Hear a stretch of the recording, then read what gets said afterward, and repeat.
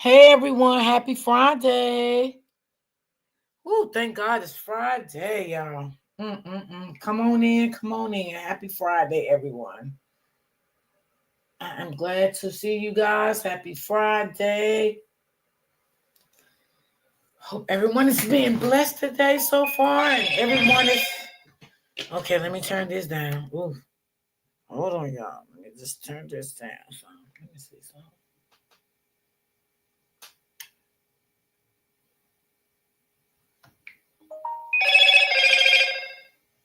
Let me turn down my other device. Happy Friday to my people.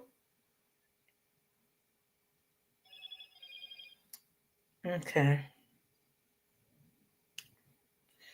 Y'all, I'm supposed to get a very important phone call. So if I have to, I might have to put y'all on mute when I get the phone call because I'm supposed to have been got it. I don't know what happened. But I was like, I was hoping I get it before my live, but I see I didn't. So I might have to put you guys on mute when the phone call come through. So let me see. How y'all doing on this Friday, my good people? How's everyone doing? I'm gonna try to be off of here by 2:30 today. I ain't gonna stay up here long. Today is Friday. I just want to start my relaxation today on my, Good Friday. And I will see y'all guys again on Monday because y'all know I take my breaks, and just relax and just be me, honey. Just be me, because baby, I don't know what's going on. I really don't give a damn. I really, really don't. Long time to tell you, baby. You can't trust nobody on these internets. hmm Better stay silent. Shut up.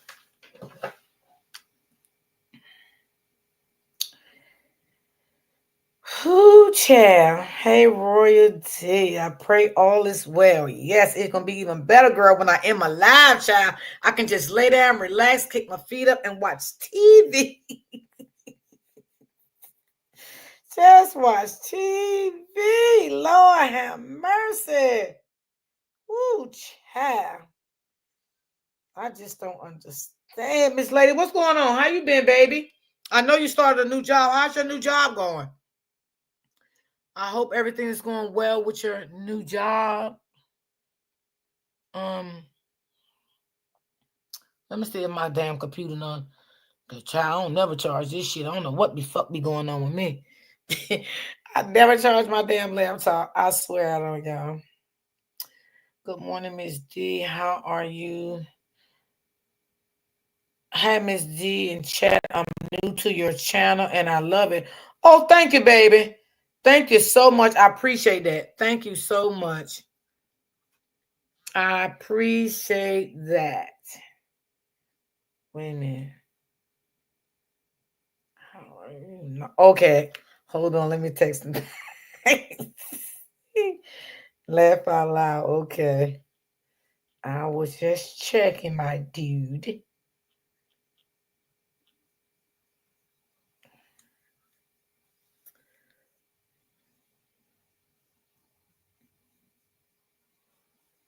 Okay. So I hope everything's going good. I want y'all to enjoy y'all weekend, okay?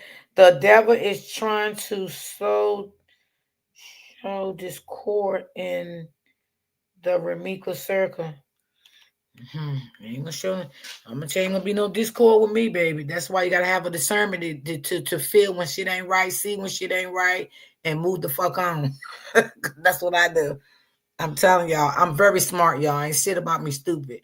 I don't play games. I'm an empath, so I have very good discernment. I don't need nobody to tell me shit. You can if you like, but I got discernment for my damn self. If you ain't got discernment, you ain't got shit, because you're gonna always fall in with a demon and the devil wants you to fall at. See, I don't do that. I got very good discernment, and I don't believe everything I hear, as my mama told me, and I believe half of what the fuck I see.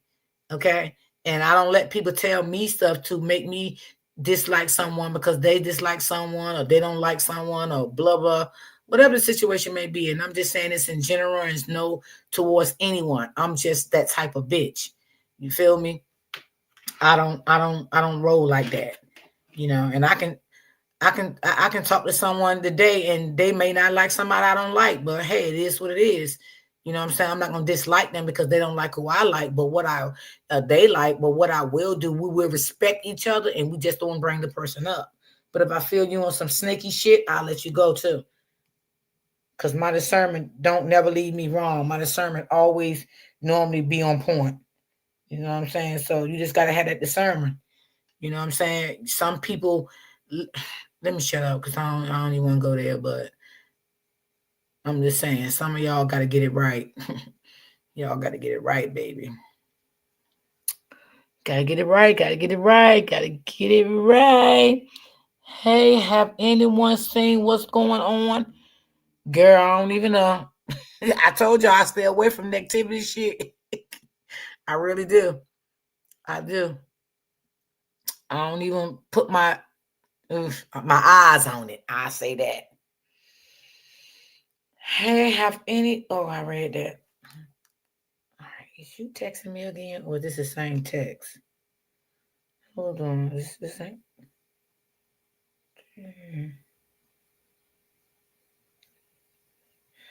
Okay. Yeah, you just gotta have your own judgment of how you view things. That's even in real life, not only just YouTube. That's real life. You gotta have a discernment of how you view things. Don't let other people view things and see things for you, because it's sometimes it's not gonna be the same view. You know what I'm saying? It's just never gonna be the same. Roy D, do you know how the case is going? You saying Ramika case? Sis, you talking about Ramika case? Now, I did get some word on her case on the back end yesterday, but I don't know if the person want me to say anything, so I'm not going to say anything. I have to ask them first because I don't give away people I talk to anyway. I keep my people confidential because I'm a very confidential person. I always been like that all my life. I always been like that. I seen Messi this morning on Facebook. Who the fuck is Messi? Oh, okay. Got you. Got you. Got you. Got you. Got you. I know what you're saying. I got you. Okay. Lord Jesus.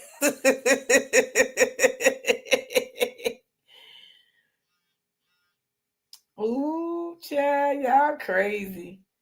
Yeah, child, you can see all kinds of stuff. I fell asleep and I woke up and I seen Keys live, but I wasn't really in the chat. I was just listening to it with my eyes closed because I was a little tired. And then I fell off to sleep and woke back up and he was still alive. But you know, hey, y'all, I don't know. I don't know. Only thing I'm gonna say is this, y'all. We want justice for Ramika, right? And we'll get it. We don't know when, but we will get it. Okay, it may be close. We don't know that. Only the court system knows that, and God knows where it stands at this point. Because the one thing about me, I always put God in everything I say and everything I do in my life. Okay, whether it's on YouTube or off of YouTube. Hey, open book. Hey, girl. I always keep God first in my life. And sometimes, y'all, I don't like everybody to pray for me because I don't trust everybody prayers. I just don't want all that different shit going on and fucking with me. I just don't like all these fucking different prayers. You, Lord Jesus, I just don't like all of it. It may not be right with my spirit now. Yeah. So, hey, I just don't like all that shit. I don't like everybody to pray for me because I don't know what everybody sometimes people pray against your child. So, Lord, I needed some prayers yesterday, and I did ask Open Book to pray for me. I did. I needed some prayers, and I asked her to pray for me. She been with me almost 4 years. You know, um, and sometimes it be like that. Sometimes my mind get overwhelmed a lot since I've been doing this case. My mind get overwhelmed. I get I get tired quicker now, I say. And sometimes I just need my thoughts to myself. I need my thoughts to myself. You know, everybody's different. I just don't like everybody to pray for me because I don't know what the fuck they praying up for me for. So and I ain't saying everybody, but I don't fuck with everybody prayers. I just keep my own shit to my own self and keep on move. You know how that little girl? I don't know if y'all watch that little girl. Damn, what's her name? Uh, Open Book know who I'm talking about. Damn, what's that? Open Book. What's that little girl name that we like? The little girl from Facebook. What's her name? What's that little girl name? She's just a doll, baby. I love her. Miss Um, Shirley? No. no, Miss Shirley. That's right. Miss Shirley said, "Keep on stepping." I love her too. I Happy love Miss Shirley. Friday. I love Miss Shirley. I love her mother. I love what her mother is doing for her. Oh my gosh, she just a doll, baby. I can just take her and just hug her so tight. She Squeeze the just, cheeks.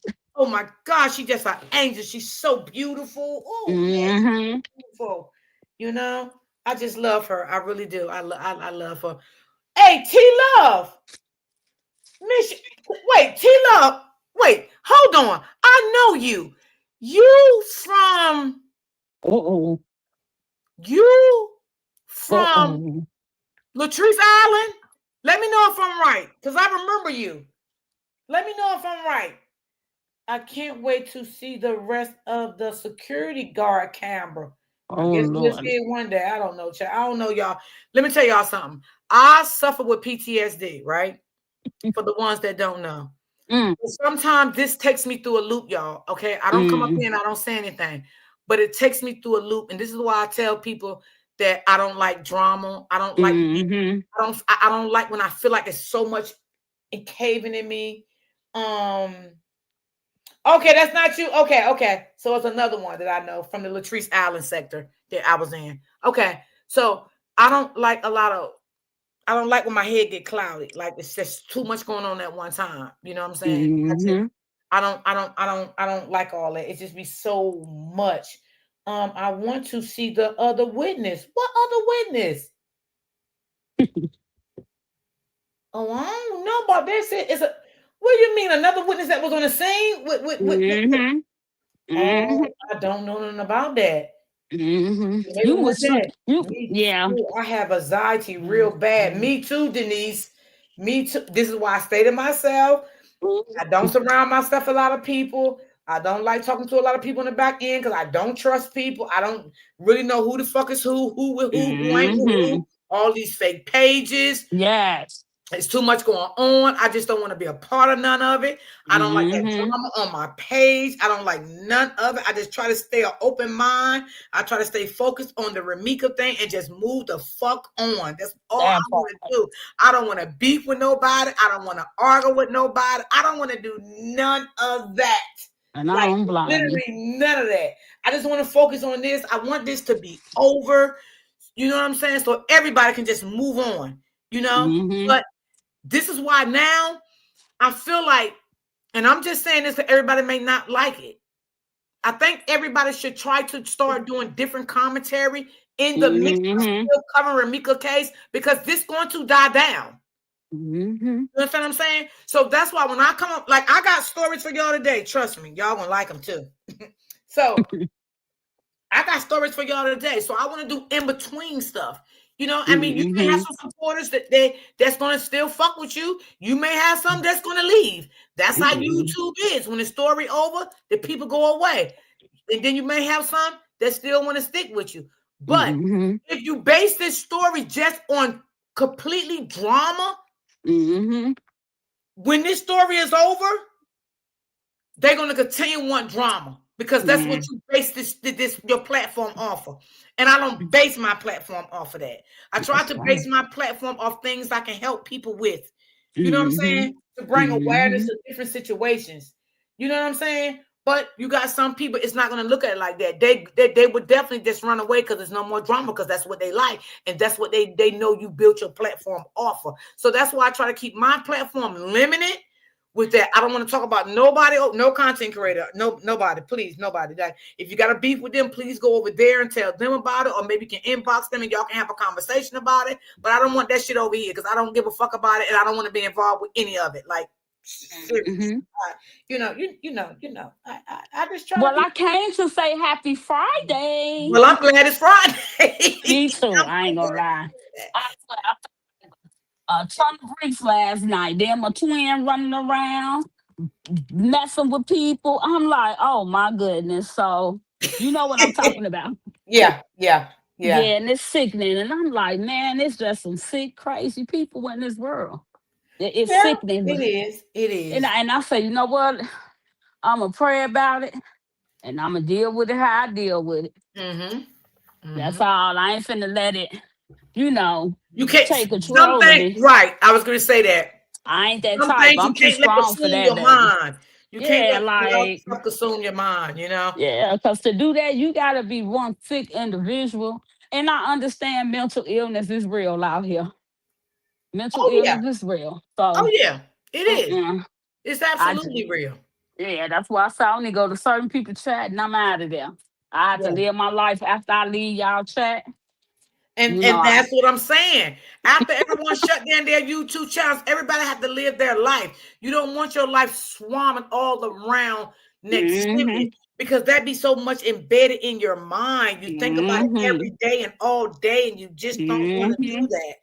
And that can take a mental toll on you. You know what I it mean? will. That's why I said I'm so glad today's Friday. Woo.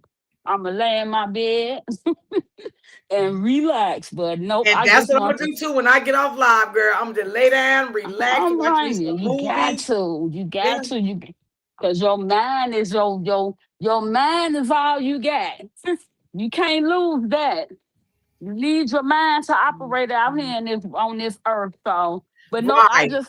I just want to say happy Friday. I'm in the back in the bushes, so I can watch what Okay. you look. So I can watch what you finna put on, so I can watch it. You Okay. have a good Friday too. And you do the same, Freddie. You do the Okay, same. okay. Let's see. Oh, Let's see. She said, Freddie, I solved that. Justice for Ramika. That's right. Justice for Ramika. We're gonna get it. Yes, open book. That was account keys. Show the rest. He's gonna show the rest tonight. 'Cause- because last night I was like, I was I was into the chat, not like in the comments. I didn't go in the comments at all. I just put the phone down on my other pillow and I was just listening to the live last night. Cause sometimes y'all, I'm a person I interact, I like it, and sometimes I just don't. It all depends on my mood swing. You know what I'm saying? So I wasn't really, and I don't want to come in and speak and then everybody started speaking to me, and I left the chat because I think that's rude. So I just don't come in at all. I just lay and I just listen, just like I did last night. Um, this case has taken a toll on me. I never got involved in no case, but Ramika case. It took my heart. Yeah, yeah, it will. Especially if you have a heart of gold and the way it happened and things like that. Yeah, it will do something to you. That's a fact. So I definitely agree with you on that. But everything gonna be okay. It's gonna be okay. Honey, ooh shit. I text open book last night, told her pray for me. I ain't even gonna lie. Cause I felt some type of way yesterday, y'all. When I got off live, I said, oh God, help me, Jesus. Like, whoo, child. I ain't gonna lie. Like, sometimes you need that prayer. You really do. And I know open book is deep into church and stuff like that. And when my mom died, she was there for me all the way. You know what I'm saying? She was there for me through the good and bad, you know. And it was a lot of more other people, but she called me, checked on me, everything. She prayed for me, so I definitely, have to tell her pray for me sometimes, honey, because baby, sometimes I just don't understand. Ooh, Lord, let's pray the devil, keep the devils away from me, Jesus. But ooh. Ciao. But this is a heartbreaking case, y'all. It is, and it has been a lot. Y'all, it's been so much. You would think this case been almost a year. Let's be honest. You would think this been like a year with this case. But actually, it been only 2 months. But it been so much, you would think it been a year. For real. You would think it been a year. But it only been 2 months. That's how much it it's it I ain't even gonna say. I've had to step into a few of them. Yeah, I love you. Oh, wait a minute. I love you. God bless you. And justice for Ramika. Thank you, Miss Shirley. Thank you, baby. How you doing today? Good morning, Roy dear. Mars, good morning to you too, my love. So now I don't get on there often. So I don't get on here often. Yeah, sometimes you do need a break, and I'm not mad at nobody that takes a break. Good morning, Lisa. I hope that we at the end. Me too. Me too. Me too. Especially for her family, so they can go on with their life and live their life. But even though they never will forget this, because that's their family member. But Lisa to give them a little closure, what I'm saying, so they can move on accordingly. You know what I'm saying? I love you all. You all are doing a great job. Thank you so much, sis. Thank you. My kids keep telling me to stop watching. I told them I can't. Oh, wow. Yeah. Maybe your kids know that sometimes you need a break. You know what I'm saying? So maybe your kids could be right. I know you don't want to miss a lot, but sometimes it's okay if you just miss a day or two and go back and watch the replay. Because your kids probably don't want so much on your mind, on your heart, stressing you out and stuff like that. So you got to remember that there are your kids, and your kids going to look out for their mom's best interest also. You know what I'm saying? Open book. I subscribe to your channel too because of royalty. I need justice for Ramika. Yes. Oh, excuse me. Um, where's that comment go? It was very nice of you all to take this case on and make it go as far as it has. Thank you. I appreciate that. Thank you. Thank you. Thank you. Thank you. Yeah. I just try to, bring stuff with peace and love. I don't like all that other stuff. But let's get into some videos I got for y'all today. Let's see here. Oh, wait a minute. Oh, yeah. Okay. I forgot what I was doing. So let me get it off this commercial.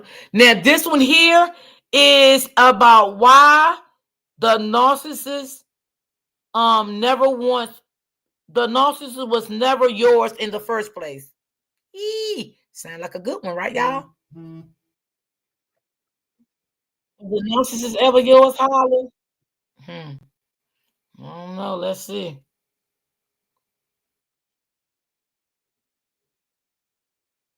On, I was thinking about, all the different topics that we talk about in narcissism and to really understand the narcissist. You'll be But okay, one of the Miss things that I Rodriguez. came to You'll be okay. realize, and I kind of talked about it in one of my older podcasts, is that the narcissist was never, ever yours. You hear that, right, Okay. y'all? This is a hard realization for a lot of people, okay? Because they see the narcissist one way. And then for me to sit there and say, well, the narcissist was never yours, a lot of people can't see that, but that's the truth. And I'm going to explain why that is. Because when you Put a got one in the involved with chat the if you can hear, narcissist, please. they were emotionally unavailable, okay? They could have been emotionally unavailable for a lot of different reasons. Number one, they could have still been attached to their exes. Bingo. You, if you were the new supply, you may have thought they were single when they really weren't single and they were still, talking to their ex. Maybe they were on a break. Maybe This is what Holly did, y'all. Holly took on to Carlos, right, as a supplier, thinking Carlos was single, and he wasn't, because that's what Carlos told Holly. Carlos was never Holly's. That's why I wanted to play this for y'all guys. Okay? But this is the shit that narcissists does. This is the games that they play with women. Maybe they broke up with their ex, but they were still hoovering their ex, trying to get back with their ex. So they were never, ever fully single Thank and y'all. emotionally open to being with you. Okay. They were never, ever all in. And I did a podcast about this, about how narcissists are never all in. So you're sitting there and you're grieving somebody that may have discarded you or you discarded them.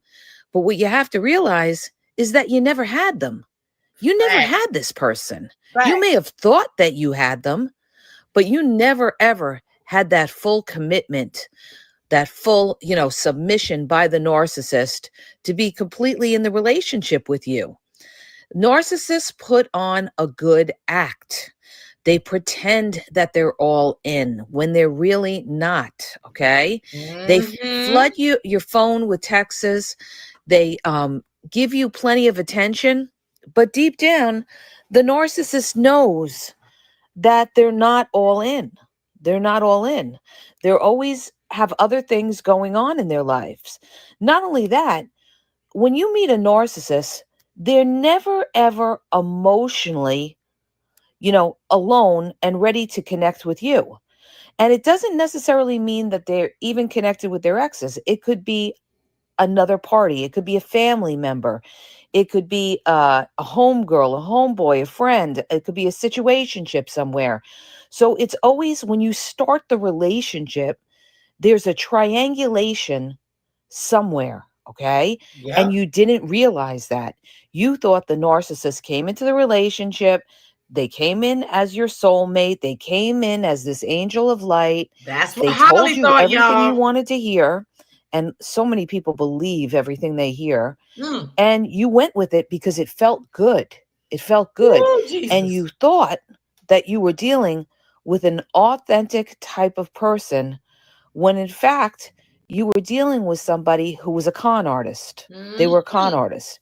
Now, the other scenario is the narcissist may have been lusting after you, okay? But lust is a completely different thing than somebody going in, trying to get to know you and Desperate falling in draws. love. The narcissist didn't love you. They may have lusted you, may have built you up in their mind in a fantasy that you were something that you never were, because narcissists, they build up fantasies in their mind as well. And then as time goes by, they get to know you and they realize, hey, you're not what they thought you were. Okay, not by any fault of your own, but because the narcissist built you up to be something that you weren't. Okay, because you're not allowed to have any kind of flaws or imperfections when you're dealing with a narcissist, because the minute they see things they don't like about you, they automatically hate everything about you.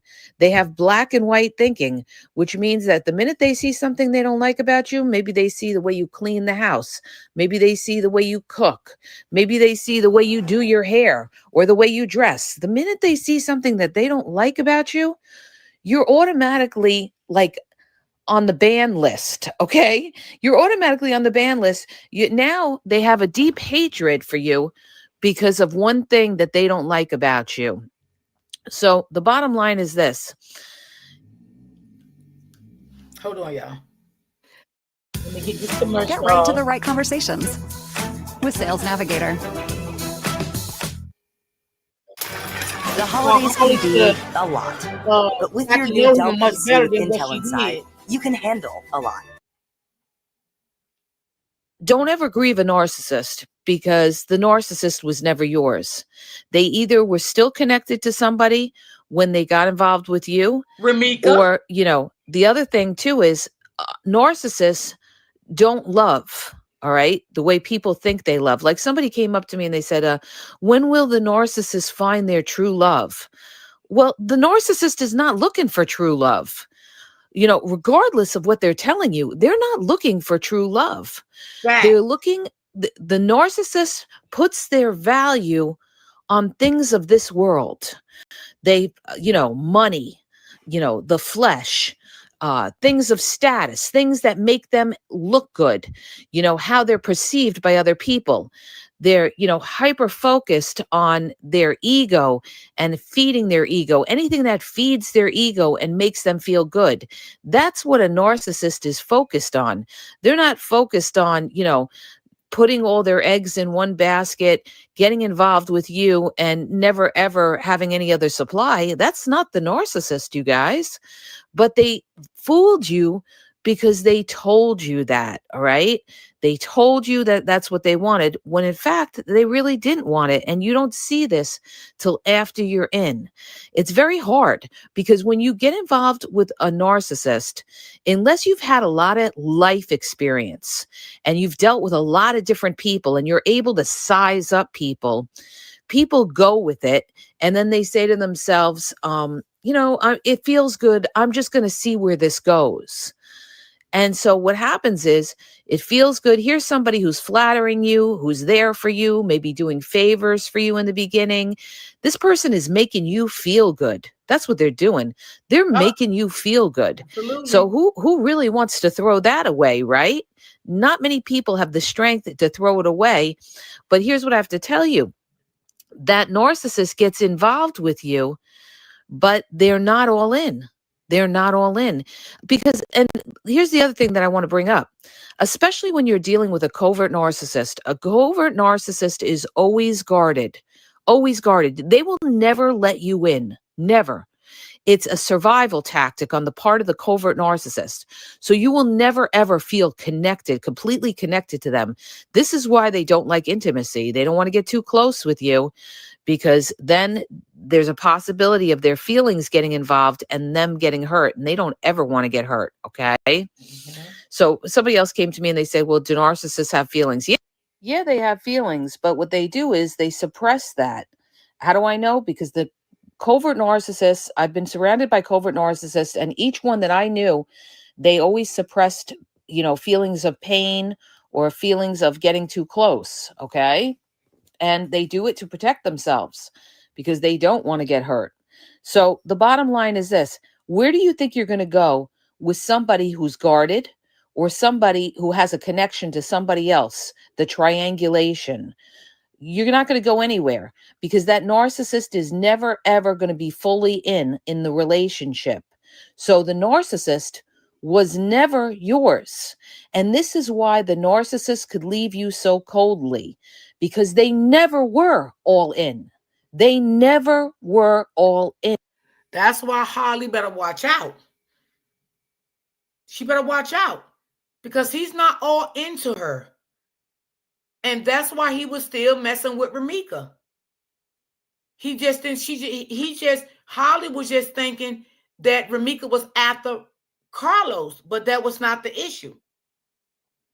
Again, that was not the issue. She didn't give herself time to set back, and see things for what it really was. She was just listening to what Carlos was saying and the shit that he was bringing back to her, putting in her ear and making her think it was all about her and things like that. And it wasn't. He's not really for Holly neither. He wants people to think he's there for Holly and that he loves Holly. He loves Holly right now because his life is in Holly's hands. That's it. I'm telling y'all the truth. His life is in Holly's hands right now, and he needs her. Period. Listen to me when I tell you, if you're dealing with the covert narcissist, they were talking to other people that you don't even know about. They were inboxing people. They may have been meeting other people. They live secret lives. I talked about this years ago, how narcissists have secret lives. So you didn't even know when you're at work, that's when they're out there and they're playing. They're either on social media talking to people, or they're contacting their exes, or, they're still in contact with an ex or somebody else. Okay. So they never were all in. And that's why it's much when you're not all in, it's a lot easier to leave somebody than when you put your heart on your sleeve. And that's what victims do. They put their heart on their sleeve. I remember when I was involved with the narcissist, one of my guy friends said to me, "Stop wearing your heart on your sleeve. Stop wearing your heart on your sleeve," because he knew what this guy was about. And that's why he was like, "Stop wearing your heart on your sleeve." In other words, don't waste your time sweating this guy because he's not worth your time. He's not all in. So this is what I have to say to you. If the narcissist doesn't, if they're not all in, if their heart is not on the sleeve, like the way yours is, that's why they could leave you so coldly. And people have a hard time with this because they remember how loving that narcissist was. Well, they know that they have to be loving.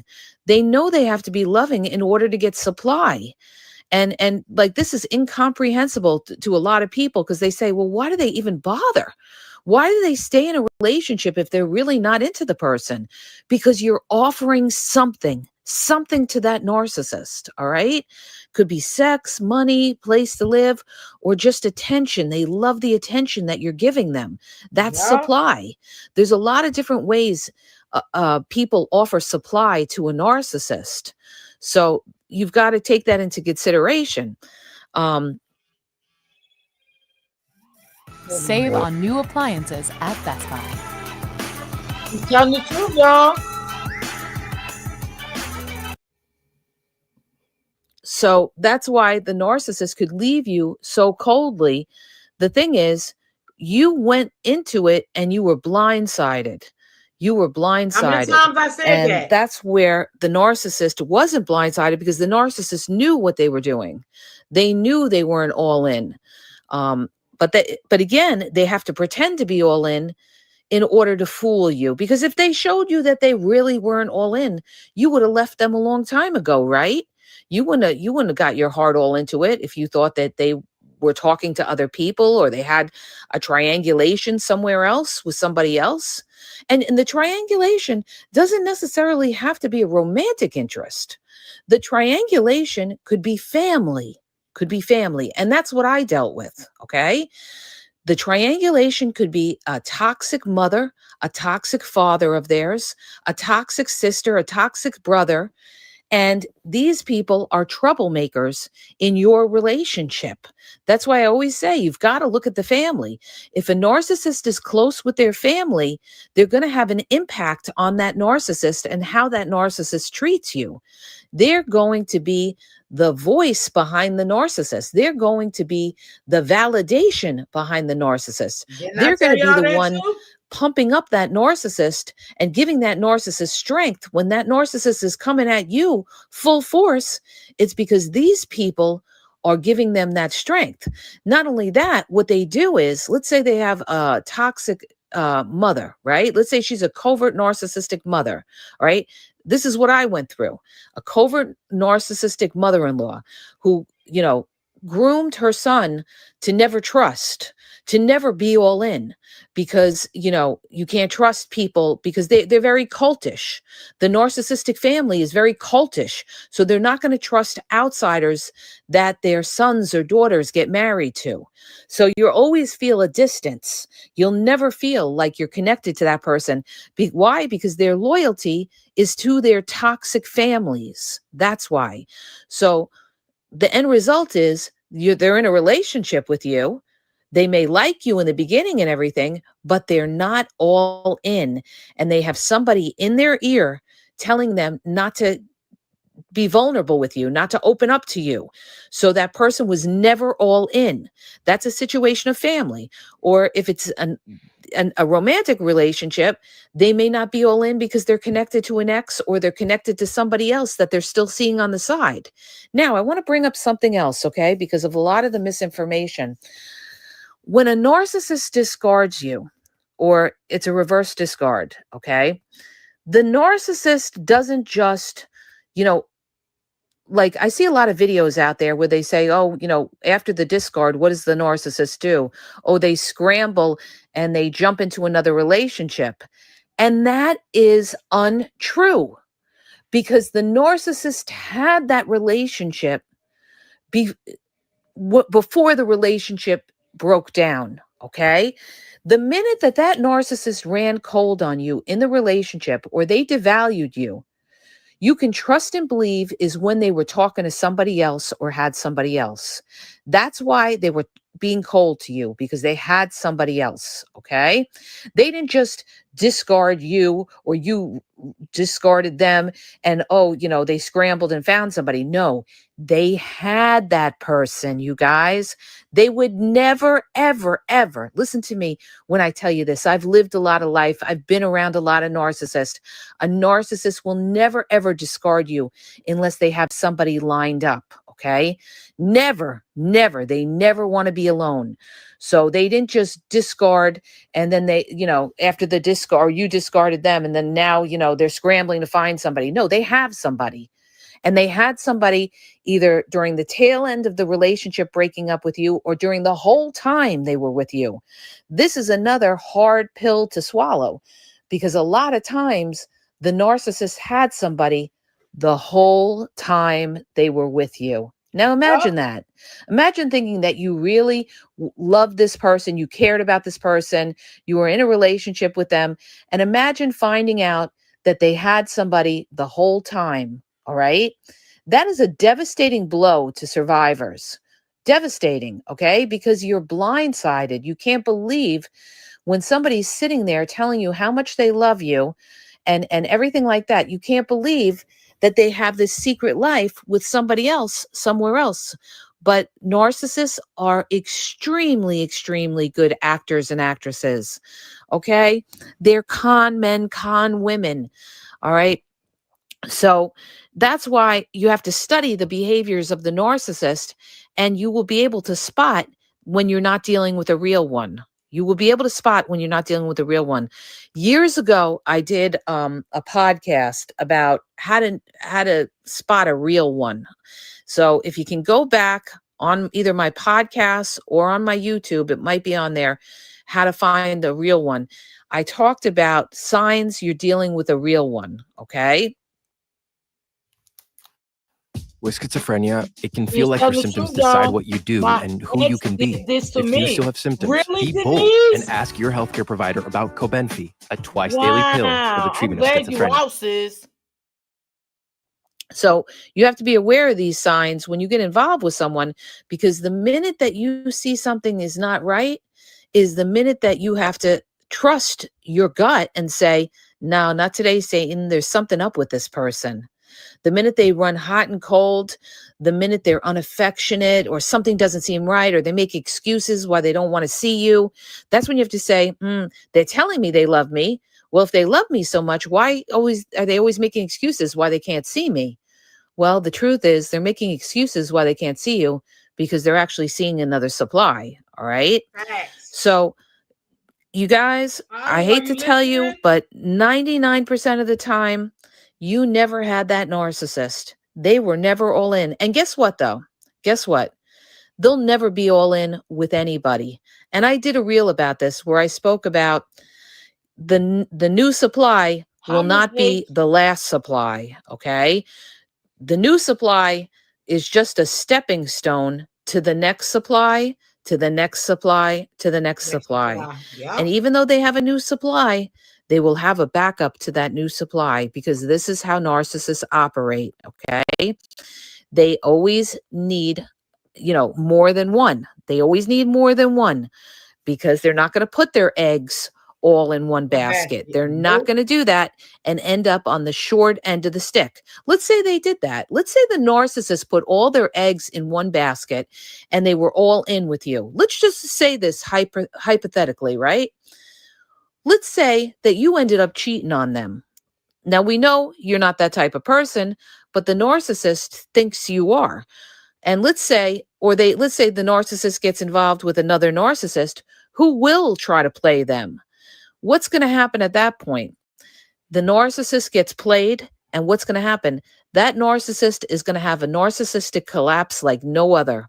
Why? Because they don't have anybody else in the wings. Miss Denise, I'm sorry you went through They will that. be completely devastated. More devastated than you would ever be. More devastated than you would ever be, because the narcissist is weak, they're insecure, they're cowards. Okay. Yep. Don't be fooled by Carlos that is a fake coward. persona, that they put on in front of other people. They're very fragile, insecure, weak people and cowardly people, especially the covert narcissists. They're cowards. Yeah. And Carlos was a coward. And I told y'all that yesterday. He was putting on a persona for Ramika family. That's why they didn't believe, it was hard for them to believe that, anything about him, because he was putting on a persona for them. He had a mask on every time he was around them. He was never his real self. So they will never take that chance. Never take that chance of being in a position like that where they get hurt. So what does that tell you? That tells you that the narcissist was never all in and the narcissist was never yours. Okay. So don't ever mourn somebody who was never yours. Never yours. You heard that, Okay. Holly? You never had that narcissist. Never. You never had that narcissist. All right. So don't mourn somebody that didn't give or submit to you. That narcissist never, ever fully submitted to you. So, and why? Because they didn't trust you. So there's no love there. If they can't do that, there's no love there. So the narcissist never loved you because they couldn't do that. They never loved you. So you never had that narcissist. Okay. You never had that narcissist. So you guys, it's like this, you have to move on in your life and you have to let them go and say it was a bad experience. It's one experience of many experiences you will have in your life in the journey that your soul goes on. But it's a learning experience to not trust too soon. You have to take your time with people. Trust is earned over a period of time. I've said that time and time again, right? So, don't mourn the loss of the narcissist because you never really had him. Okay? I hope that helps you. If it does, hit the subscribe button, share. If you're looking for one-on-one phone coaching, check out the link in the bio at askyaz.wixsite.com. Okay, y'all. I got another one. What did y'all think about it, y'all? Yeah, narcissists don't love you. They don't. And then ain't no telling, actually, how many women he did this to before he met Ramika. We don't know that. We don't know that. Now, do we know if Ramika knew that? I don't know. But we definitely know that this guy was not a loyalty man to anyone. To anyone. No, he was not. He was not a loyalty man to anyone. Sorry to say, but he wasn't. Carlos is not going to be loyalty to Ramika. So now I want y'all to hear how a narcissist really feel inside. Okay? Let's see how they really feel inside. Let's see here. On Italian time, dinners last between 4 hours and forever. Thank you, Open depending Book. on how many cousins you've got and whether everyone's been.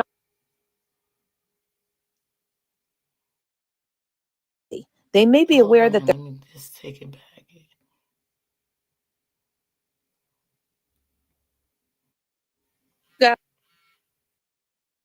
Ready for our most intense shine ever? Everpure Glossing from Hey, L'Oreal Real Paris, Crap, what's our going first at-home lamination on? service. How Seals are you? cuticles. I haven't seen you in a while. Guys, it's Yaz, and today I'm going to talk about how narcissists really feel inside. This may surprise a lot of people because they see the narcissist, they may see the narcissist has moved on to a new supply and they look happy and they look like they're living their best life. But I'm going to tell you exactly how a narcissist feels inside, all right? Just because that narcissist moved on to the new supply doesn't mean they're happy, all right? Does not mean they're happy. They're with the new supply temporarily. Some of them can stay with the new supply, mind you, but they'll always be looking for something else on the side. So a narcissist is never happy, never satisfied. Nothing is enough for the narcissist. No matter who they're with or what they have, nothing is enough for the narcissist. That's why it's a no-win situation with the narcissist trying to make these people happy. Because deep down, a narcissist feels a sense of emptiness within themselves, okay? They're always striving for more, more, more. They're never content. They can never relax. This is why a lot of them are nervous wrecks. They're filled with anxiety. They're always on the go, go, go, looking for that next thrill because nothing is enough. They're never content with what they have, okay? They never appreciate what they have, okay? They can't, this is another reason why narcissists, they can't be alone, all right? Yeah. Because they feel so empty within themselves that being alone makes them feel even emptier, all right? It causes them to spiral into a depression. So this is why a lot of narcissists always have to have someone around to make them feel better, all right? They feel very unfulfilled because deep down, somewhere along their childhood development, they got damaged, all right? They got damaged. Didn't I tell y'all that? And they Didn't I tell feel y'all that? less than. They feel insecure. They feel unsafe. All right. And see, this is what a lot of people do when they get with the narcissist, especially if they know the narcissist has gone through some kind of childhood trauma or something like that. They're always trying to, make the narcissist feel safe or say to themselves, oh, well, if I only show them love, they'll know what it is. See, you can't fix the narcissist. Didn't I tell y'all that Nobody too? can fix You the cannot narcissist fix them. but the narcissists themselves. It takes an awakening for that narcissist to realize why they feel the way they do. But see, they will never acknowledge that. They don't want to self-reflect. They don't want to think that anything's wrong with them. Anytime anything goes wrong for them, it's always got to be someone else's fault. This is why the narcissist can never take accountability and they always got to blame someone else. They just can't bear the thought that they did something wrong because of that very, very fragile ego of them feeling like they're nothing, all right? A narcissist deep down, one of their biggest fears is to feel like they're nothing, okay? Another feeling of a narcissist is they're very paranoid. So inside, the narcissist is paranoid. They think everyone is out to get them, all right? And a lot of that is due from the fact that they've done so many people dirty in the world. They Woo! feel like, eventually somebody's going to come after them, okay? Because the Yeah, that's how narcissist is Carlos aware of the feel. fact that they have done people dirty. People say, oh, are they aware of that? Of course they're aware of that.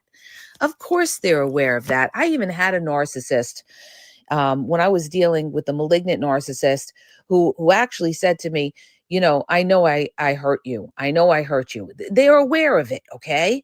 But the difference is they have no empathy. They may be aware that they're hurting you, but they have no empathy because their first priority is satisfying themselves, doing what's best for them. And if you get hurt along the way, oh well, that's your fault in the eyes of the narcissist. This is what they think. That's your fault because you didn't know the game.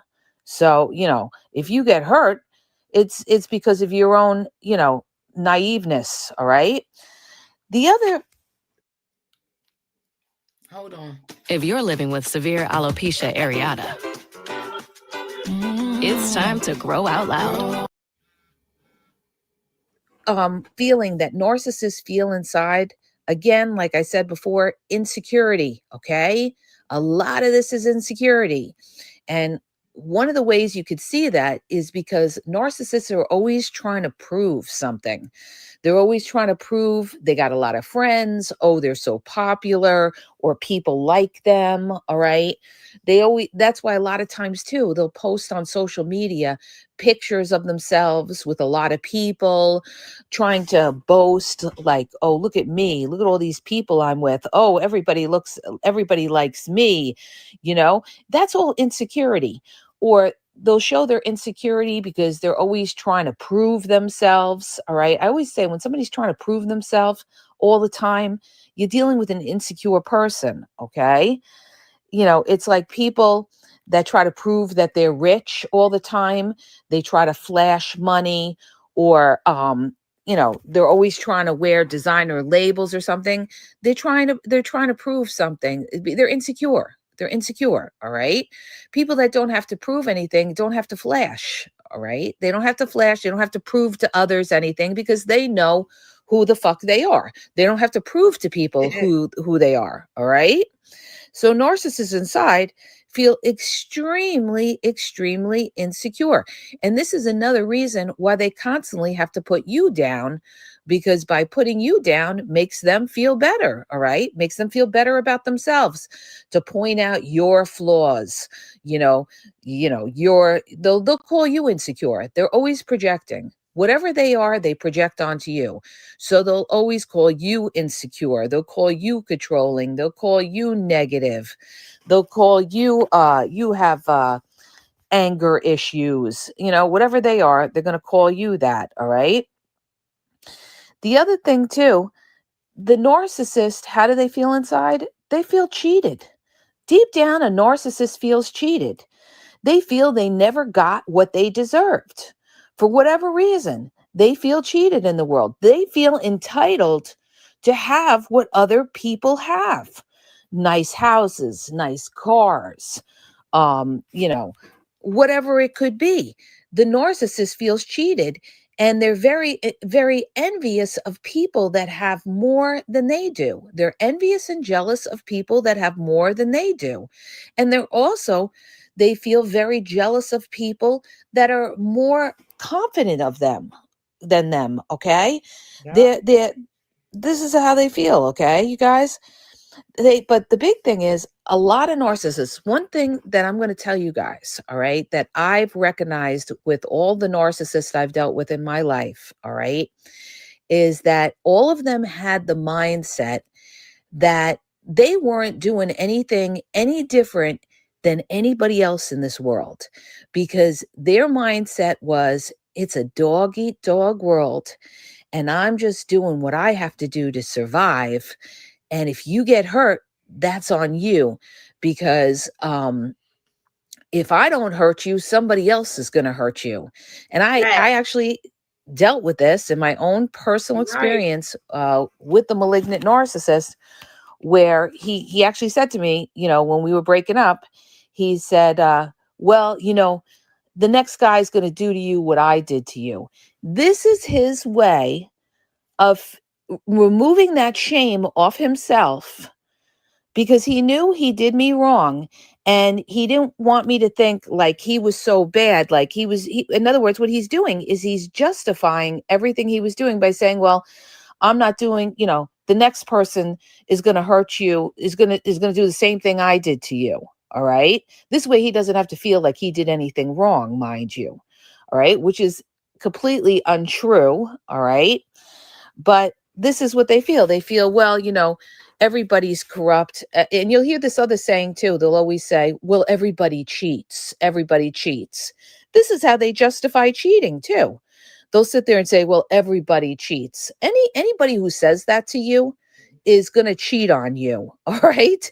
If you hear this, and I used to hear this a lot, when I used to talk to people in the dating world, or when I was dating, I used to hear them all the time. They used to say, well, everybody cheats. Everybody cheats. Anybody tells you that, then they're the cheater. Okay. Thank you for letting me know where your head is at. Now I know you're the cheater, because not everybody cheats. That is an untrue statement, but that's the mind of a narcissist. That's the way the narcissist thinks. All right. So when you sit there and you say, what do they think? They think everybody cheats. They think everybody's a liar. They think everybody's crooked. So they don't feel bad for anything they do, because they figure, everybody everybody does this. I'm no different than anybody else. I know what I got to do to survive, right? Okay. This is how they are, all right? So they think that Hold on. It's so easy to become a podcaster with Riverside. You just need a concept and a way to record it. I love First, her. go to Tell the truth. riverside.f. everybody in the world is, a manipulator, a liar, just like them.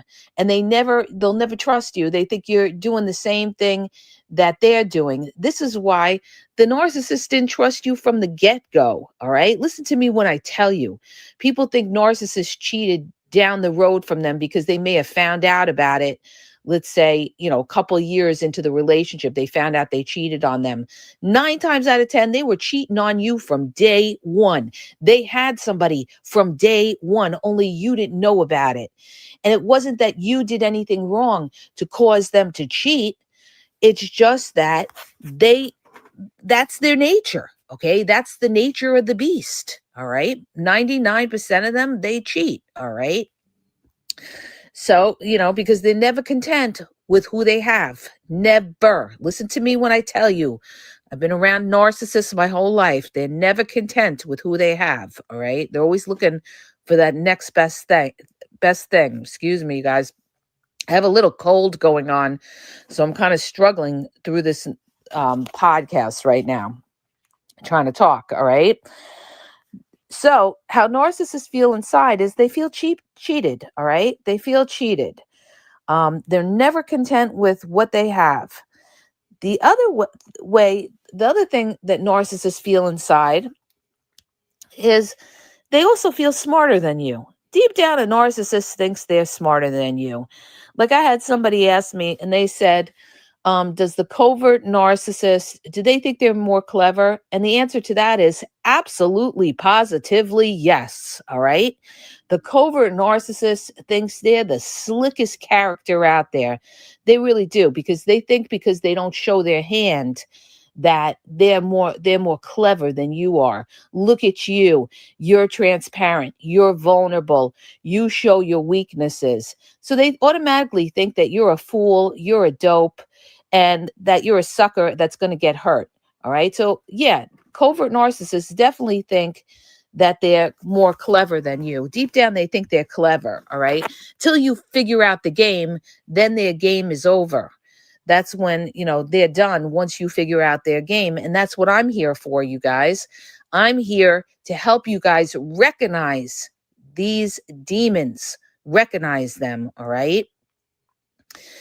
The other thing that how narcissists feel inside is they're very angry. All right. Narcissists deep down are angry inside, and they project that anger onto you. This is why the narcissist is always saying to you, oh, you're so angry. Oh, you're so angry. No, you're the one who's fucking angry, all right?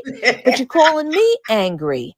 But see, if you're dealing with a covert narcissist, they're so passive aggressive. They don't want to show you their anger.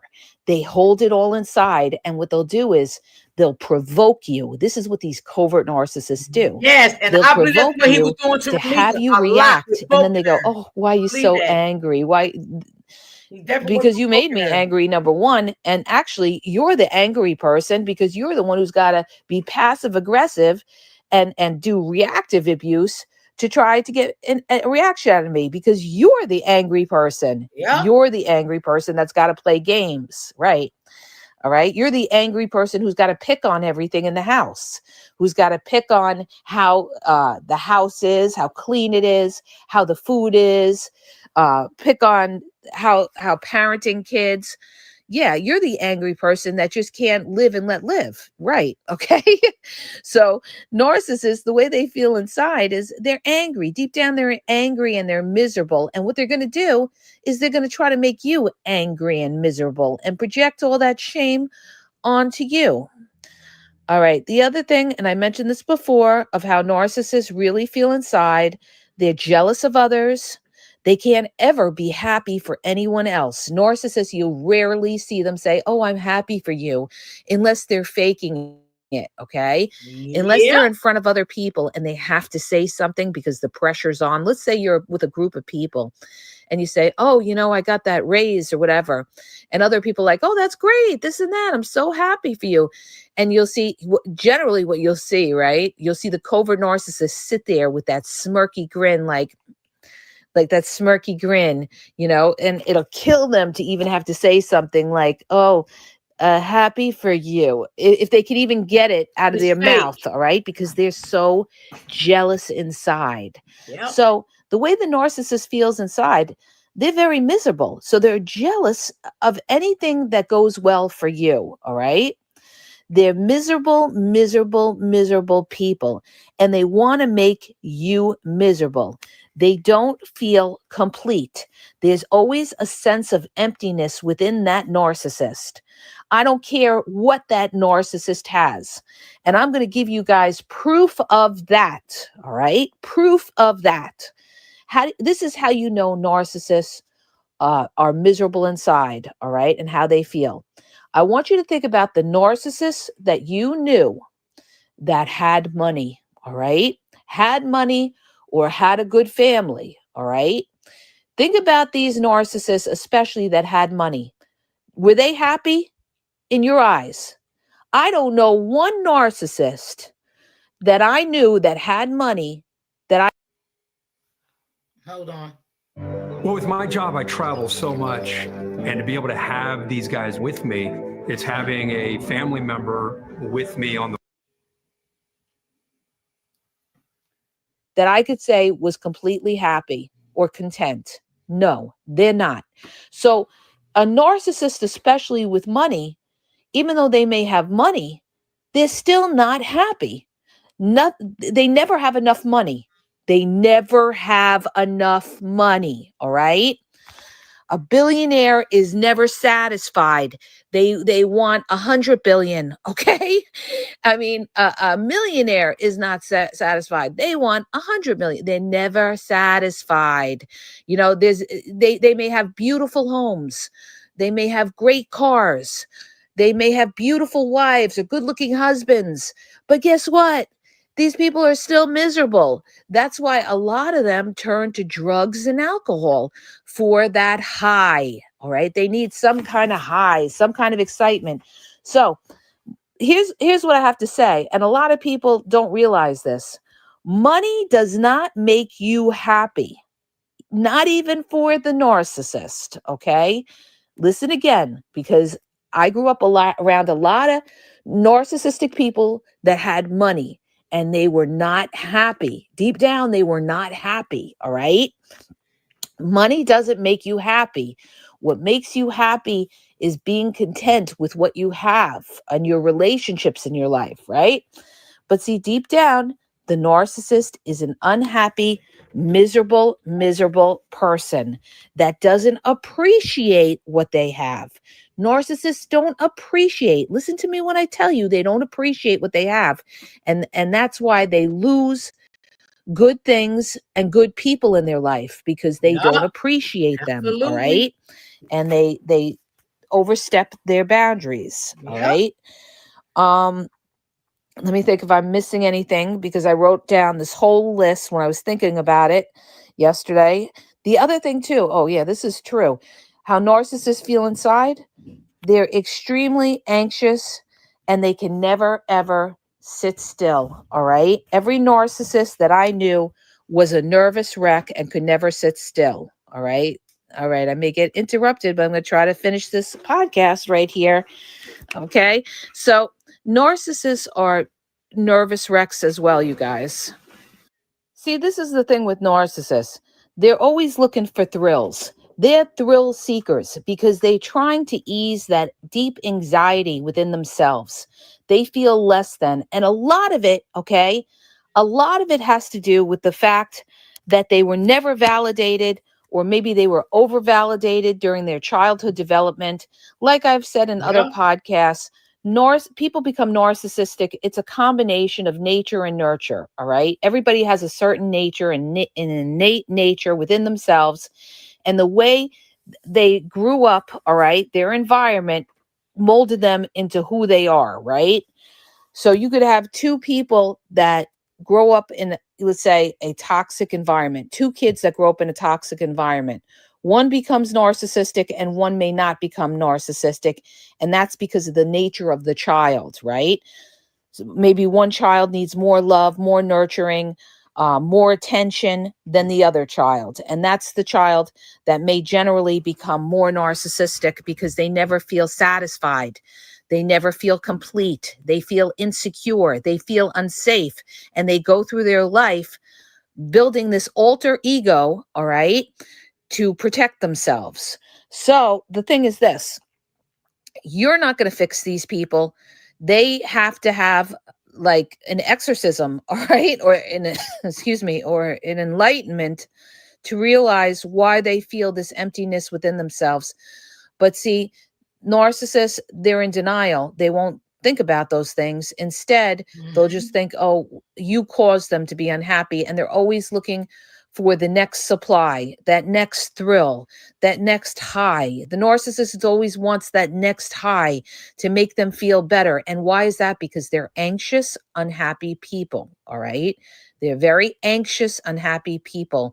So they're very fearful people. So deep down inside, they're unsettled. All right. They're living with an emotional turmoil within themselves. And people don't realize that because they put on a good front. These people pretend that they're happy. This is what they do, and they want to rub it in your face with the new supply. But deep down, they're not even happy with the new supply. They're going to find things they don't like about the new supply, and they're going to have other supply on the side, and they're going to eventually move on to someone else, all right? Because they're never happy, never satisfied. And I brought this up years ago because I did a reel on this years ago because I was sitting down on my couch thinking about this. And I said, you know what? Every single narcissist that I've ever dealt with in my life, and I've dealt with a lot, not one of them was ever happy or ever satisfied. So That's you guys, sad. when you're sitting there and you're angry about the narcissist of what they did to you, remember this: they'll never feel complete, and they'll never ever have that sense of safety and fulfillment. Never.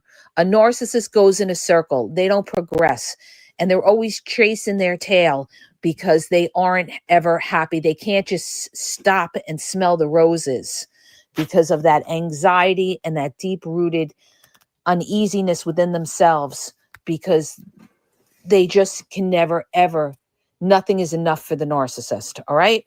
So I hope that helps you. If it does, please hit the subscribe button. Please share the podcast. If you're looking for confidential one-on-one phone coaching, check out the link in the bio at askgaz.wixsite.com/the game exposed. I have limited time, limited availability. So please book ahead. If you're confused, you don't know if you're dealing with a narcissist, what kind of narcissist they are, and you need clarity, check out that link in the bio. Also, check out my YouTube at the Game Exposed podcast. I have over 7,000 videos there, a lot of information for you to learn about narcissism. TikTok is the Game Exposed, and Facebook and Instagram, you guys, is the Game EXP. So y'all, she told the truth about these narcissists. See, that's why Holly should have did her research before all of this, um, trying to want to be with Carlos, because narcissists, they don't value you, they don't love you, they don't care for you. They come in with turmoil, they tear your life apart, and all of that. You hear what she said? They don't be with just one person. They don't. They lie. And I said that in the beginning before I even started telling y'all about this, that I believe that Holly should have really knew who Carlos was. I do believe that he was telling Holly stuff about Ramika, telling Holly he wasn't with Ramika. Holly, she's doing this, she's doing that, she's saying this, she's saying that. But Holly didn't put her thinking cap on the way she should have, as a person should, whether it's a man or a woman, to see the real truth, to see the real light. But no, she didn't do that because the simple fact, she got very much high quality narcissistic behavior herself. So she wasn't trying to do that.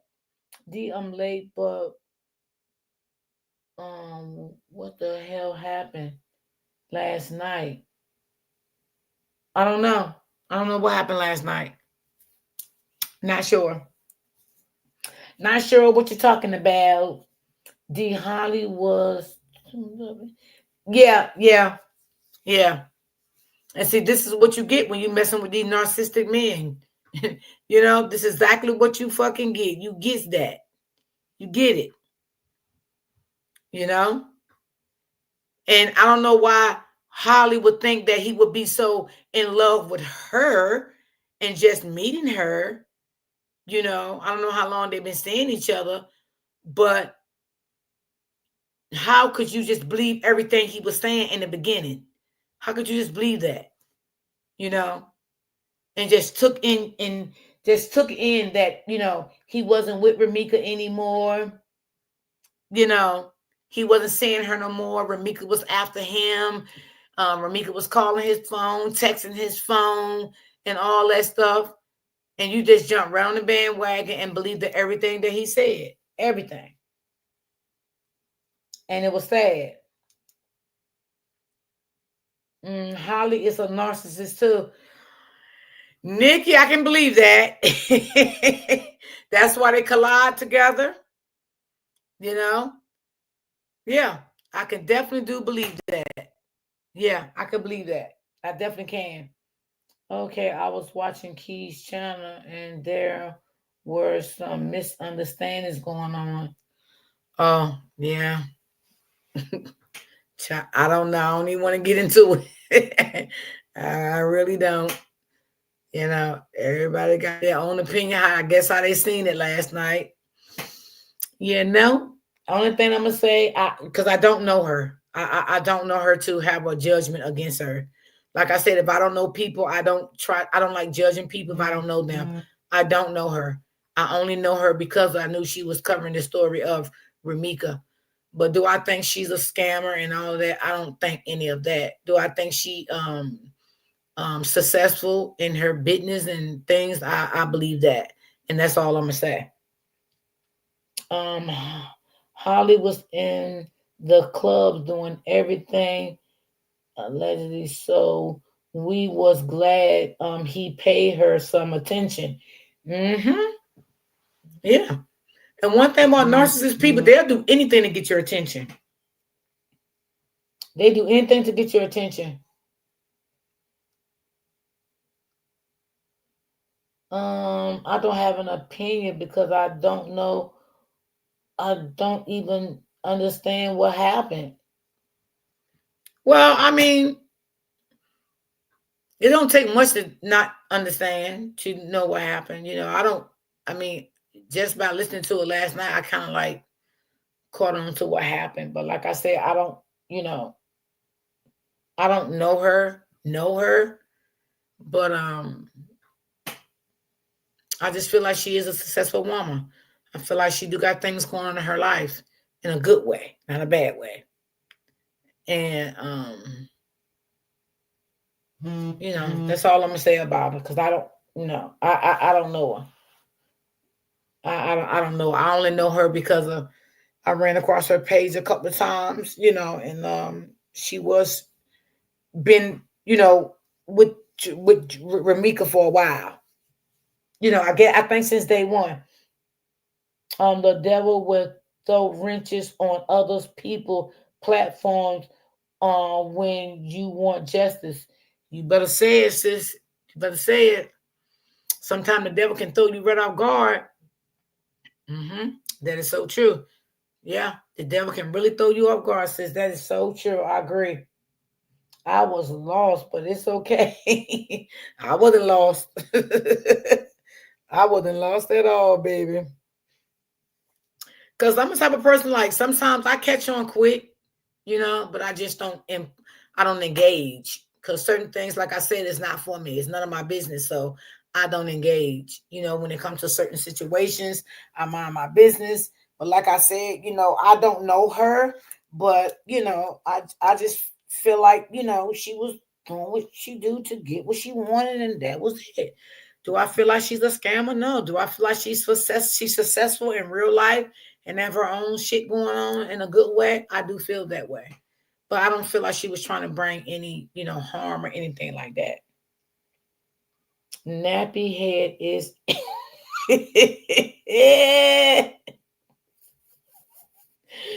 oh Lord, she was laughing and pretended that she was calling Ramika's phone and not getting an answer.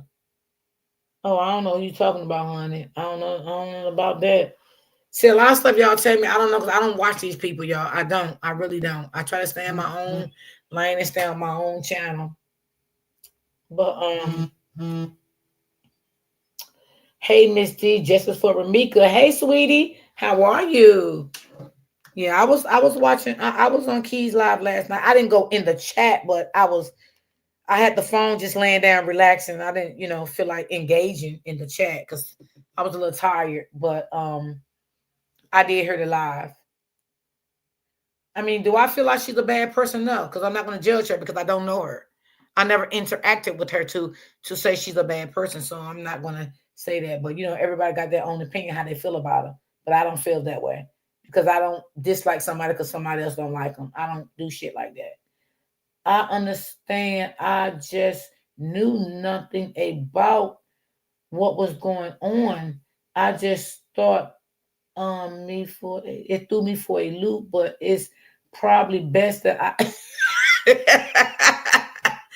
well, that sounds great. Sometimes it is good to be in the dark when it comes to certain shit. You is funny. Oh Lord, don't put that name in my chat. No, baby. Ooh, no, honey. Don't put no content creator names in my chat. None. Nappy Head started this anytime he's involved. Yeah. Yeah, that's wrong. I just don't want that shit on my platform. Yes, I heard the recording, Patricia. That was so disrespectful.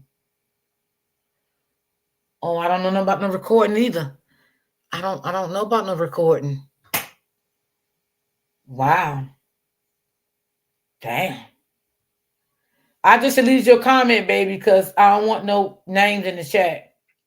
I love the way you handle your business on your platform, drama free. Thank you so much, sis. Thank you. Yeah, I try to stay drama free. I don't like all that. I don't like all that. That kind of stuff. Yeah, I just don't want to be a part of it. And sometimes you can be guilty by association, so you got to understand things like that too. Mm-hmm. And that's not only on YouTube; that's in real life. You know what I'm saying? But always make decisions for yourself. Roy D platform always been drama free since I've been watching. Yeah. Because you've been with me for like 3 years, like 3 years, right? Yeah, like 3 years. Yeah, I didn't see no recording or anything though. I didn't see no record. What was the recording about? I try to stay local pretty much. Yeah, that's the best way to be. I mean, because we can't get justice for Ramika if it's going to be so much chaos. You know what I'm saying? We don't want the family to see us fighting against one another and things like that. You know what I mean? I don't have nothing against her family. The aunt I think that was the auntie. I think that was her that came on my panel. I don't think the daughter never came up, but I think the auntie did. I think the auntie came up one time. I think the auntie came up 2 times. Yeah. The auntie came up 2 times. You okay, Patricia? The auntie came up 2 times on my panel, so I want them to get justice for their loved one. I really do, the auntie, she's very supportive, and I feel like the auntie, does a lot of talking for her sister because the sister probably don't want to engage in all this stuff, and that's cool, and I definitely do understand that. So she's, doing things for the sister. Yes, the auntie was here a few times. Okay, I couldn't remember how many times she was. I mean, she never disrespected me or anything. You know, she never disrespected me. You know, so I give people respect. They give me respect, and because respect goes a long way. But the way she feels about other people, I can't take her feelings away, excuse me, from her. And I can't take anyone's feelings away from them, the way they see people and the way they feel about people. I can't take that away. I just I'm just a person. I don't like to see us people going back and forth with each other. I say I just don't like stuff like that. And when I do see stuff like that, I'm not gonna say I don't involve myself in things like that because I don't like stuff like that. I had to see black women going back and forth with each other, because there's so much chaotic already going on in the world. We have a lot of evil going on out here in the world. And I just don't like to be involved in that. And all that back end talk can get you in trouble. It definitely can get you in trouble because you got to know if you can trust these people that you're talking to in the back end. These motherfuckers to start recording you and oh Lord, have mercy, honey. See, you got to talk to just a few people, so if something get out, you can go right directly to that person and say, I know I told you this. Why did you say this? Why did you do that? You know what I'm saying? So you got to know how many. If you're talking to a 1,000 people, you're not going to know wherever it came from because you're talking to so many people. And then what you're trying to do, you're trying to narrow it down. So I'm not that type of person. She says she has to be the strong one. Yeah, and she has been. I ain't gonna lie. She really has been. AB, how you been today, baby? How you feeling today, darling? Sometimes you have to treat your platform like your home. Thank you, baby. And that's exactly what I do, sis. That's exactly what I do. Yes, absolutely. I definitely agree with that. Not every court, Miss D, the platform was let us hear what the person was saying. It was about Oh, got you. Okay, baby. I got you, sweetie. The phone call. Okay, I got you. I got what you're saying. Yeah. Okay, I got what you're saying now. Royal D is allow us to be peace and drama free. Yeah. I don't like all that drama, y'all. I really don't. And you know what, y'all? Like, I've been through a lot dealing with my narcissist, right? For 10 years. So when I got out of that relationship, I always tried to wanted peace within myself. I had to make peace within myself. And I had a lot of trust issues because he did me so bad. I didn't trust nobody. I didn't want to talk to nobody. I just excluded myself out from everybody because I did not know who to trust. So when I built my platform, it was so hard for me to trust people, and I didn't want to keep being like that all my life because sometimes you can run away your blessings because you've been hurt so much and stabbed in the back so much you don't know who to trust. Now, I'm not saying let your guard down and open up to everybody because that's when you can get hurt and get betrayed. You understand what I'm saying? So I still have a guard up. I still have a guard up of who I talk to and what I say. And I minimize my people, you know. I just don't talk to everybody. I don't do all that because I don't trust people. I still have a lot of trust issues from the way I was treated. You know what I'm saying? Because when you with somebody for so long and they betrayed you, it's going to be hard to trust again. It really is. I understand. I'm going through that now, Miss D. Okay, good. I'm glad you understand me, but I'm sorry that you're going through that, and you will overcome it. You will definitely overcome it. Don't worry about it. You will overcome it, but always keep your guard up to a certain limit. You know what I'm saying? Don't let your guard down, because sometimes people can betray you at your vulnerable time. You can be going through something. Financial situations. Something with your children, anything. And, people can say, oh, well, call me, talk to me, blah, blah, blah. They catch you at your vulnerable time. And then if they fall out with you, that's it. It's over. You know what I'm saying? So think about things like that. Stay as you are, beautiful lady. You are so respectful. God knows that the auntie speaks very highly of you on other platforms. Oh, really? And thank you too, sis. I appreciate that. Thank you. So just, just be careful of what you say. And I know sometimes, y'all, we want to vent because things get, man, sometimes things get rough, y'all, and we do want to talk. We want to just lay it out. What's going on, April, my love? Happy Friday. Narcissists, people, you have to recover from. It's not easy, absolutely, because sometimes I still have to watch where I go. Sometimes even music, if it come on my radio, I turn it down because that's triggering to me because of him. You understand what I'm saying? So I'm still going through that. And also, y'all, I suffer with brain freezes, meaning a lot of people may not know what that is. So let me explain it. Anybody have dealt with a narcissist before, you're going to get brain freeze. You get a brain freeze. Like sometimes you lose your train of thought, what you're getting ready to say. You know what I mean? So your mind just freeze up on you, and that's normal when people coming out of an abusive relationship with a narcissist because they have drained everything out of you. They have sucked everything out of you. They have physically, mentally, emotionally abused you, So that's why I go for Holly. I mean, for Ramika, the way I do, because I felt she was burnt out like I was burnt out. You know what I mean? I felt like she was burnt out like I was burnt out.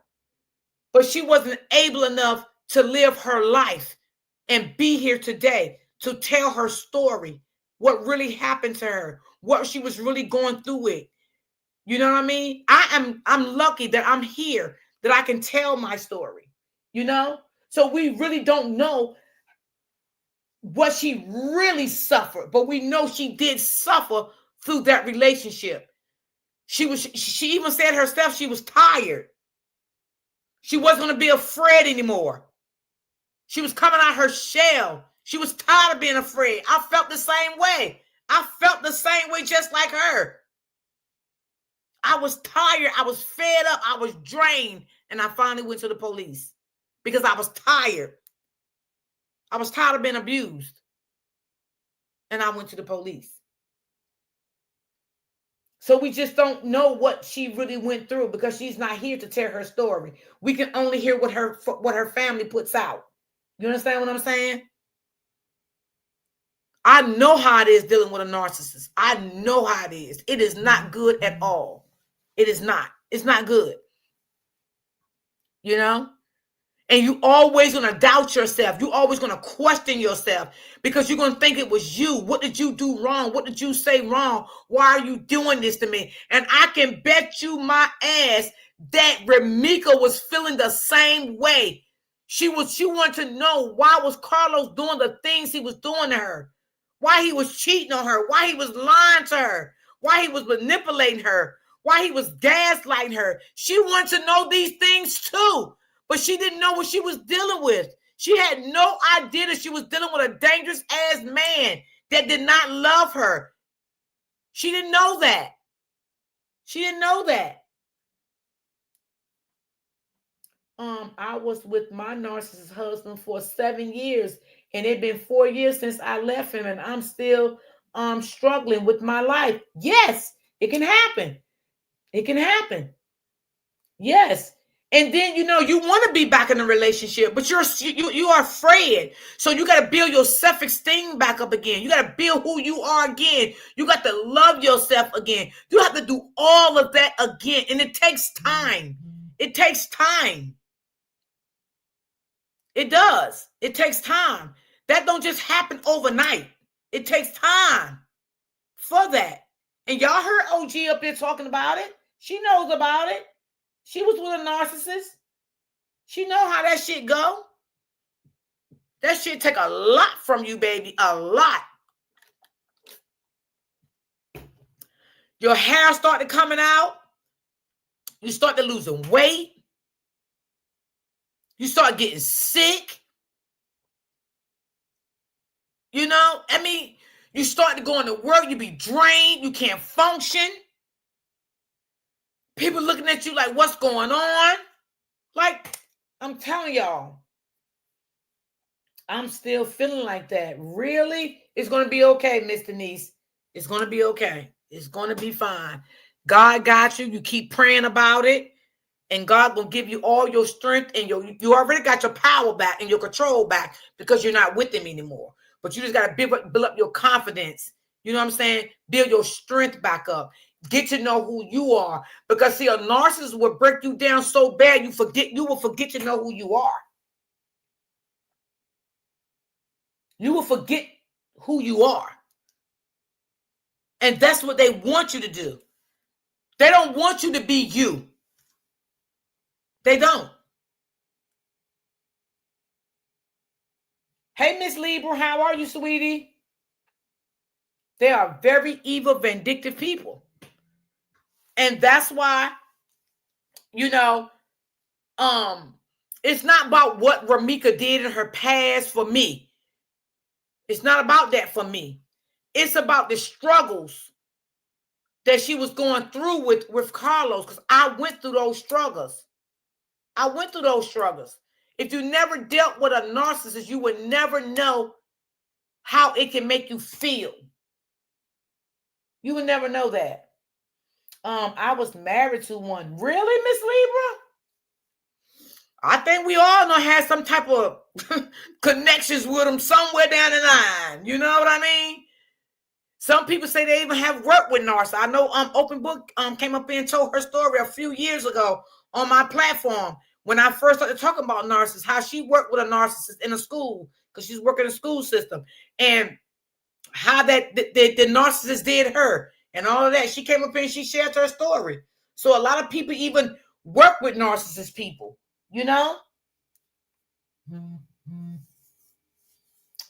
That's why I'm so much. Yes. I was married to one for 16 years. Robin, wow. Are you with him now or are you divorced now? Ooh, 16 years? That was a long time. I don't think I would ever be the same again. Well, I don't want to say that to you because I like to uplift people. I don't like to put people down. I like to inspire them. I'm going to say you're going to be all right. I'm going to say, hold on. God got you. Whether you want to be in a relationship or not. Things going to slowly get back together for you. If you never want to be in a relationship, that's fine. That's your prerogative. You don't have to be. You know what I'm saying?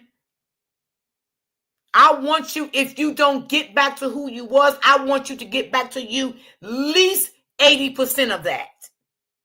Or 85% of that. Okay? I want you to be happy.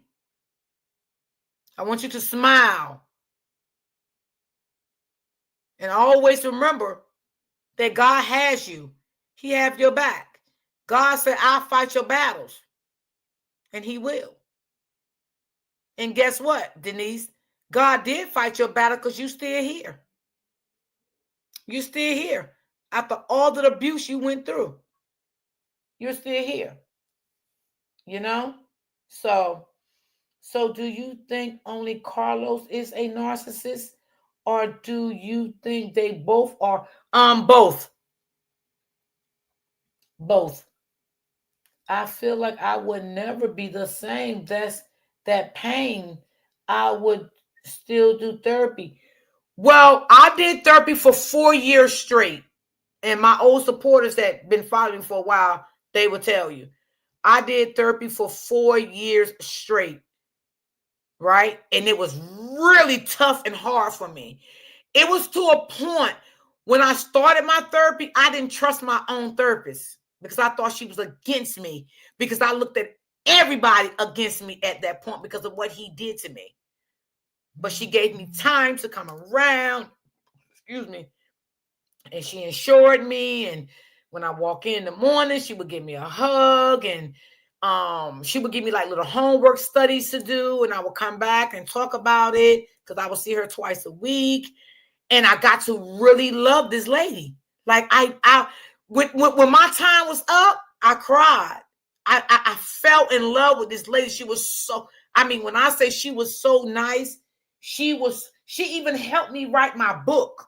I have a book out, y'all, but I haven't finished it yet. She helped me start my domestic violence book. She was a very, very sweet lady. And I feel if I wouldn't have got it, the therapist, I wouldn't be where I'm at today, y'all. I wouldn't be here. I wouldn't be here, can tell y'all, my experience, what I went through. I wouldn't be able. I wouldn't be able to tell y'all.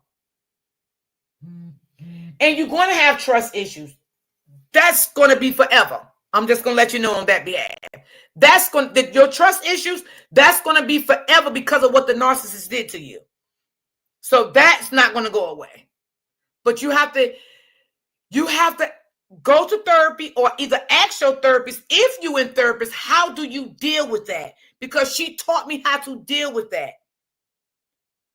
Because you want to know how to deal with that. Okay? Because you don't want to knock everybody out your life. You know what I'm saying? You want to say things at a minimum. You know? I'm in therapy and on medication for anxiety and PST. Me too, Denise. Me too. Because when you get finished dealing with a narcissist, you definitely going to have PTSD. No way around it. Okay? And I don't pick at nobody to have that, because that's what they leave you with. That's what they leave you with. Anxiety and PTSD. They leave you with that. And that's why I said, I wish every day, y'all, that I could have met Ramika. I wish every day I could have met her. I do. I could have helped her with a lot of stuff. A lot of things that I know, I could have helped her with. I wish I would have known her in real life. You know? I wish I could have. Because I definitely would have rocked out with her. I would have told her every step. I would have taught her so much when it comes to this situation. I really would have. I would have been her therapist. I really would have. She wouldn't have to give me a dime, nothing, anything. I would have helped her everywhere I could have. Yep. I would have. I struggle with are you in therapy, Miss Denise? Yeah, Miss Libra. I want to get my book out. I want to get it out. It's just so much. Like, it costs so much money to get it out. But yes, I wrote a book on everything that happened to me. Everything that happened to me. My counselor, she helped me start off my book. She helped me. Yes. April would tell you she's been with me for a while too. Brittany been with me for a while too. And Denise, I want to tell you that I love you. And please, if you're not getting counseling, please get it. Please get it. Please get it. I don't want you to fall into a deep depression and you're by yourself. I don't want you to harm yourself. I don't want you to do any of that. So, check in your area, because they have some free ones out here. Check in your area, see, where they have some at, and, set you an appointment and try to get some help for yourself. Hey, love me, how are you? Hey, Robin. Some of the things that narcissists seem to. Yes, Miss Hill. I believe God bless you with this platform so you can spread the word and help others. Thank you. That's how I started my platform. I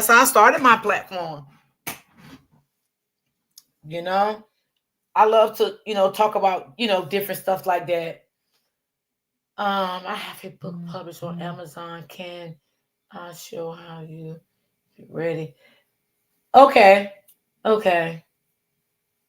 Because April and been with me for a while, and they know that the things that I've been through and stuff like that, and with my narcissistic breakup and things like that.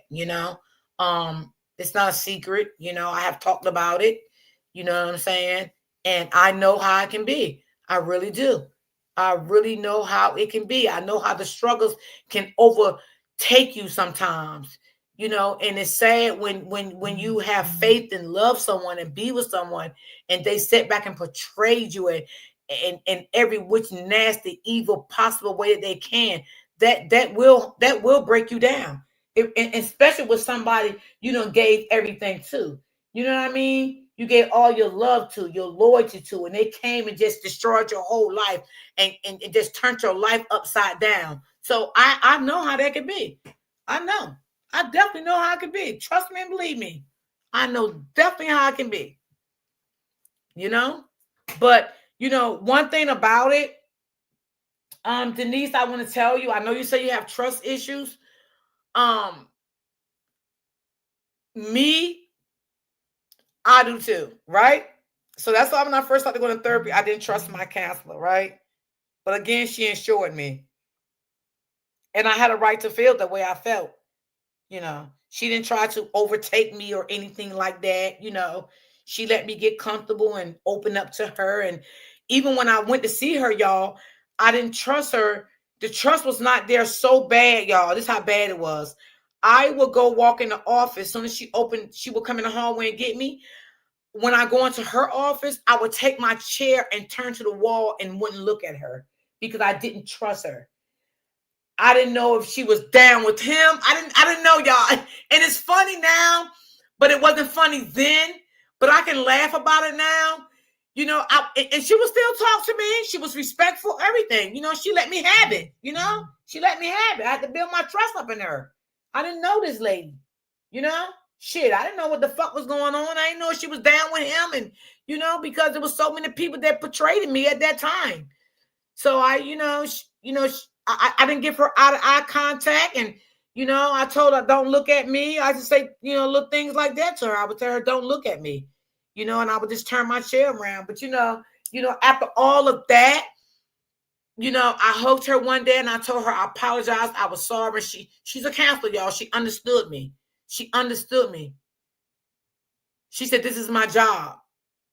And I had to get you comfortable. And I had to let you do what you felt was comfortable towards me. So that's how that went. Yes, it will break you. Yes, it will. It will definitely break you. For real, it will. It will. It will definitely break you. So, always just try to. And one thing about it, Denise, you don't have to worry about your counselor taking your business out. If you don't trust nobody, go seek therapy. You know what I'm saying? You don't have to worry about that. Whatever you say with them is confidential. You know what I'm saying? That's where it starts at right there. It starts right there first. Still talking to outside people. Because being that you have trust issues and you go talk to outside people, your mind gonna start to wondering, is they putting your business out, right? So you don't want to feel that way, right? So you want to go to counseling because all of that stuff is confidential and they're not going to say anything. Yes, it takes time. Yes. I needed this topic so bad. Oh, okay. Well, thanks for being here. Thanks for being here. I appreciate you. So yeah, it does take time, but you don't have to worry about your business being spread all over the world. And you know what I'm saying? Go there and sit down and have a conversation. Me, I was going twice a week. And then after that, it went down to once a week, and then it went down to once a month for 4 years. And I enjoyed it. I was so happy to see her. I was glad when it was time for me to go for my appointments to go see her, because that's how, I grew trust in her. You know what I mean? She gave all her clients nice stuff for Thanksgiving and Christmas and stuff like that. Really nice person. You know, they was giving out nice stuff through the organization. It was really nice. It was really, really nice. Yep. So, hey, Auntie OG, how you doing today, sweetie? Happy Friday, girl. How are you? Hey, Aisha, how are you? And you know, God is good. God is good. God will bring us about a lot of things. Because, baby, let me tell you, if y'all only knew, I was broken. I was broken. I'm telling you, I didn't know if I was going or coming. My body was tired. I was weak. I had stopped eating, y'all. I had lost so much weight. Yes. Because the appetite was not there. It was not there. It was not there. I couldn't even eat. I would just, and see, when you break up with a narcissist, it's like you close yourself off from everybody. You don't want to really be around everybody. And there's a lot of things that when a narcissist does things to you, sometimes a lot of things people does not share. Okay? So it could have been a lot of things that Ramika probably did not share with her family that she kept in, because that's what happened to me. I kept a lot of stuff in until I brought it out in therapy. You know what I'm saying? I kept a lot of stuff in closed doors. I didn't tell my kids. I didn't tell anybody. I just kept it within myself. And when you're dealing with a narcissist, that can happen also. It definitely can happen. So don't let people tell you it can't, because it can. I'm great where you was last night, Miss D. Did you see that emergency live last night? Girl, I stayed in the fucking bushes, honey. My eyes was tired. I just laid the phone down the bed and listened. I ain't even going to chat, girl. My eyes was tired, child. I'm telling y'all, I can't deal with a lot at one time. I can't have a lot of pressure on me at one time because it's too much. And if I see too much starting to fuck with my mind, I have to fall back. That's me. I have to fall back. I can't take it. I can't do it. But I was in the bushes. Your journey made you strong, and it shows in your spirit. We appreciate you for your strength. Thank you so much, Patricia. Thank you. Thank you so much. So that's why I always say, like, I don't like a lot of drama. You know what I'm saying? Because it don't sit well with me and stuff. And I love everybody, even if they don't love me. You know, you don't have to love me. I still love you back. You know, because God said, "Thou shalt not hate." Right? I don't hate nobody. Now, do I dislike things people do and say? Of course I do, because I'm human. But do I hate them? No. So what I do before I get to that point of hating someone, I will cut you off, because I don't want to hate no one. Because bitter turns into hate. So whenever you see yourself becoming bitter over a situation involving others or one person, or whatever the situation may be, it's time for you to back off. Because now you're becoming bitter. And your bitterness is going to definitely turn into hate. And you don't want to hate, because God don't want us to hate each other. Right?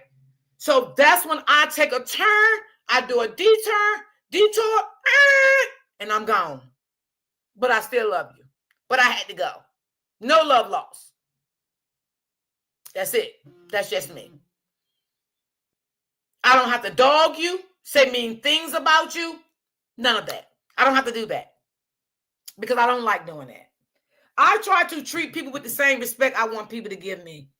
But we know, unfortunately, sometimes people don't have the same love in their heart and caring in their heart the way the next person have too. So we got to understand that too. Therapy is great. Yes, it is. How do I give a coffee?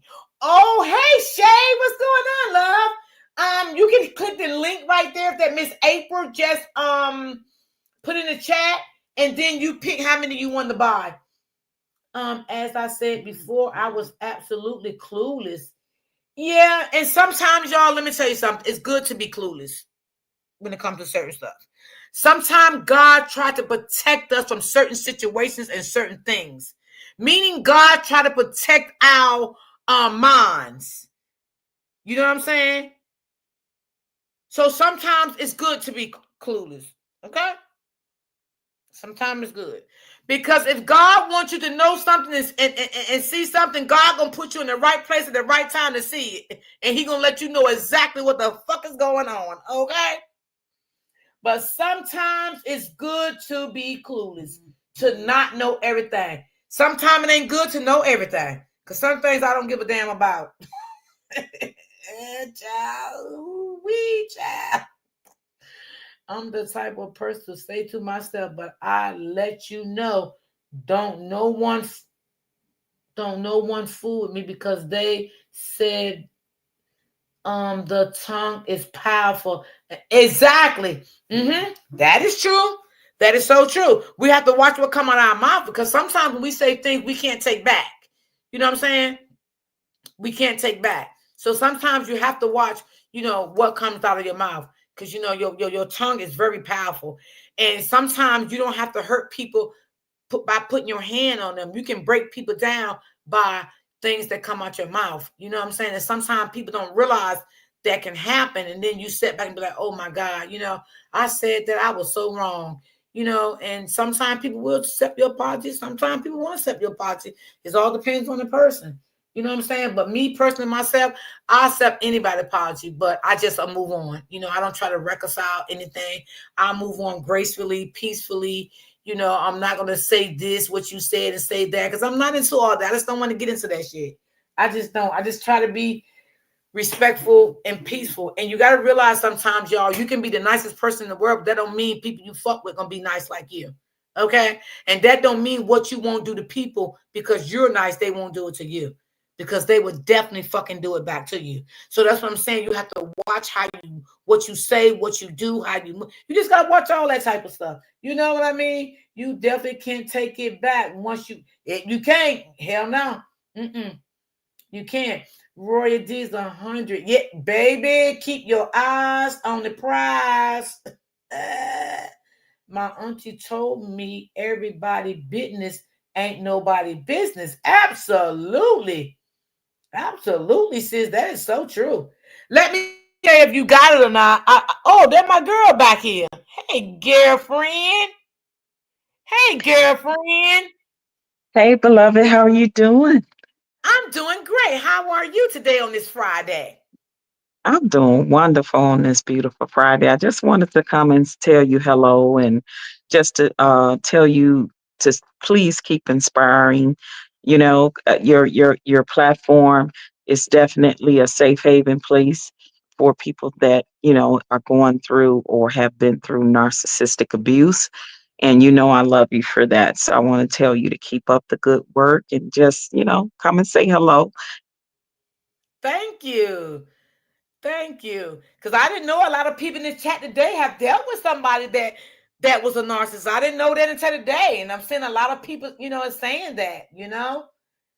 And Denise said that she don't think she would never be right, but I don't want to think of her like that. I told her she will. She will. She will be fine.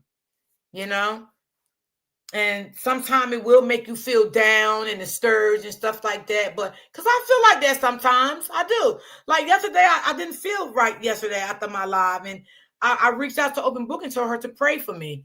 We all have our days, y'all. All our days ain't gonna be always a good day. You know what I'm saying? It's not. It's not. Yeah, that's true. I don't know what happened yesterday, but whatever it is, that was yesterday. Today is a new day, New day. That's right? right. And every time there's a new day, we have a chance to get it right. We have a chance to do better. We have a chance to have a better day, right?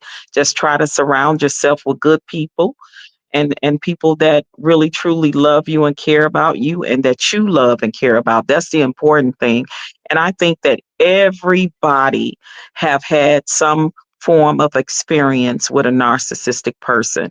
They may not have known it at the time, but now that they're learning the behaviors of these type of people. It could have been your parents, it could have been your sibling, it could have been an aunt, an uncle, a cousin, a niece, a nephew, a co-worker.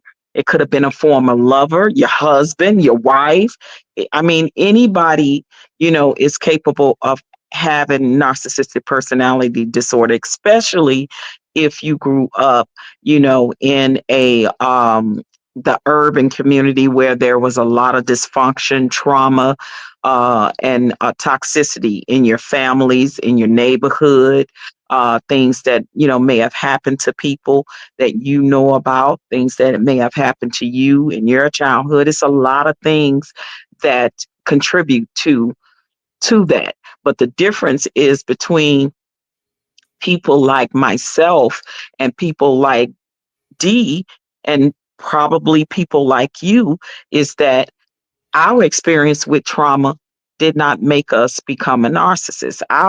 Our experience, we chose a different path because the other people that are narcissists that experience trauma and dysfunction and a product of their environment and genetics and all these things rolled up in one, they made the choice that they were going to hide and become another person due to whatever it is that they were traumatized with, whether it would be physical, mental, emotional, sexual, any type of abuse, growing up, that being a product of their environment, seeing a lot of toxicity and dysfunction, seeing a lot of violence and things of that nature. So not everybody that have been through that chooses and becomes a narcissist, right? And once we know right from wrong at a certain age, we make a choice to do things good, bad, ugly, or indifferent. We make the choice to do them. So believe me, narcissistic people are very aware of what they're doing. Don't get it twisted now. Don't let the smooth taste fool you. They know exactly what they're doing. Why do you think that they are so able to mirror you or mirror what you say you want in a relationship? Why do you think that they're able to put on the mask to fool you for so long, to get you to like them, to get you to fall in love with them? It's because of they put on that mask and become who you want them to be. Right? You may be telling them about how your parents treated you or how your last ex treated you, and they will become the opposite of that, right? In the beginning. But please know that the beginning of the love bombing process is not the real them. Eventually, you will see the mask fall off. And when the mask falls off, that is the real them. And that is the person you should believe the first time they do something to hurt you. The first time that mask come off and you see a different them. And where we get it wrong a lot in relationships, especially women, when you see you in this relationship and you saying to this guy, oh, I just wanted to go back to where it used to be. You used to be so nice and so kind and so loving. Please stop it, ladies. That is not them. That was their representative.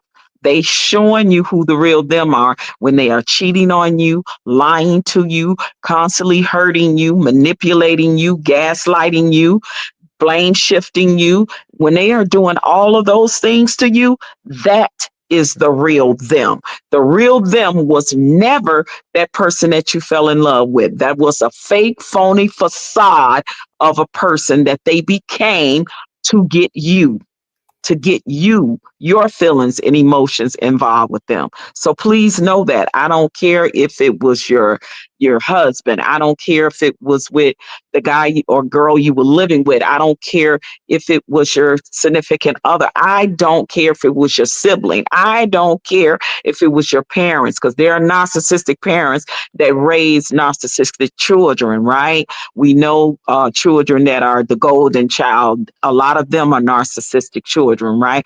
9 times out of 10, there is a narcissistic parent or grandparent somewhere in that person's life that they cling to and became a mirror of that person. And they made the choice to be the way that they are. They are very aware of what they are doing. Just like every time you take that narcissist back, you are giving him permission in him or her mind that you accept their behavior. So they are not going to stop their behavior. Please know that. She's telling the truth. Yep. I really wish, more of our women really dig deeper than the surface and really do their research and learn the behavior and know it when you see it and pray for a spirit of discernment, y'all. Women, pray for a spirit of discernment, and men too, because I'm telling you, the red flags always be there in the beginning in those relationships. When you're dating them, the red flags are there. When you in it with them, the red flags are there. When they move in with you, the red flags are there. When they marry you, the red flags were always there. We just choose to ignore them, ladies. And we have to stop doing that. We have to stop ignoring the red flags. When they want to move too fast and talk about they want to marry you and move in with you, and you thinking, oh, he really love me. And they may show a sign of a little jealousy, and you be thinking, oh, that's cute. He jealous. He don't want me to talk to nobody. Nah. That behavior is not normal in the beginning of a relationship and when they marry you or you live with them, because they become controlling. That is signs of controlling. When they become belligerent, when they are verbally abusive, and Lord knows when they are become physically abusive. And how about, Auntie, when they start you for not wanting to see your family and stuff? Yes, that's alienation. They will alienate you from your friends and your family. They'll start telling them, but they don't love you like them and they don't understand our relationship and they just hate me because they don't like it because we got it going on over here, or we doing this and we don't. No. Don't listen to that. That is a form of manipulation. They are trying to alienate you from your family and your friends. They knew that before they met you, you had a life. You had family, you had friends, and none of that should change just because you're with a man or a woman or whoever your partner is. None of that should change. Okay. So just know that these are the behaviors that we have to look out for. We have to know these signs. It ain't cute no more when he's showing jealousy and controlling, manipulative relationship. That's not cute. It's nothing cute about that. Don't get it twisted, ladies. If you have to continue to do makeup to break up, that is not cute. Because every time, especially if you know you're not the one that's causing the relationship to break up, if you're not causing the toxicity, if you're not causing the dysfunction, if you are not doing the lying and cheating habitually, and you constantly take him back. Every time you take him back, in his mind, that is acceptance that you accept that behavior. And you do. It's really what you do. You accept that behavior. And every time you take them back, they're going to break you even worse. Yeah. And let me say this, because we see this situation that's happening with Romika. These are the type of men that will get you killed. And these are the type of men that will unalive you as well. Don't get it twisted. If he putting his hands on you, he will unalive you. I cannot say that enough, because a push become a slap and a slap become a punch and a punch become an outright beating and choking and all of that. If he are doing those things to you, sweetie, he will unalive you. Do not get it twisted. That's right. She's right. Start doing background checks on these people when you're dating them. It's nothing wrong with that. If that person, you do a background check and they show a history of violence, please don't think you special and he ain't going to be violent to you. Amen. Because you're not. I'm telling you what God loves. I'm telling you the truth. If he has a violent past and history of abusing other women, children, family members, he will do it to you. It's just a matter of when, sweetie. Mm-hmm. You're Yep. not going to be different. You're not going to be that next woman that he telling you that was all this and that and provoking you. You know, he pillow talking, making you hate this woman. The same thing what was happening in this whole Romika situation with that narcissistic Los. That's what they do. Mm-hmm. They'll pet your friends against you, your family members, his baby mama, the other woman, whoever it is. But you know the truth in your heart that the woman is not the problem. Your man is the problem. Your Amen. husband is the problem. The man you living with is the problem. That's who the problem is. See, we have to understand that. And we have to get that, and we have to know the telltale signs to get away. And if he's putting your hands on you, don't tell him you leaving. Get a plan, get people that care about you and love you, and just leave. Yep. Yep. Because let them know. Because they become they worse when you leave them. They become they worse when you get an order of protection against them. They Yep. become their worst. Yes. Yes. Amen. Amen. That is so true.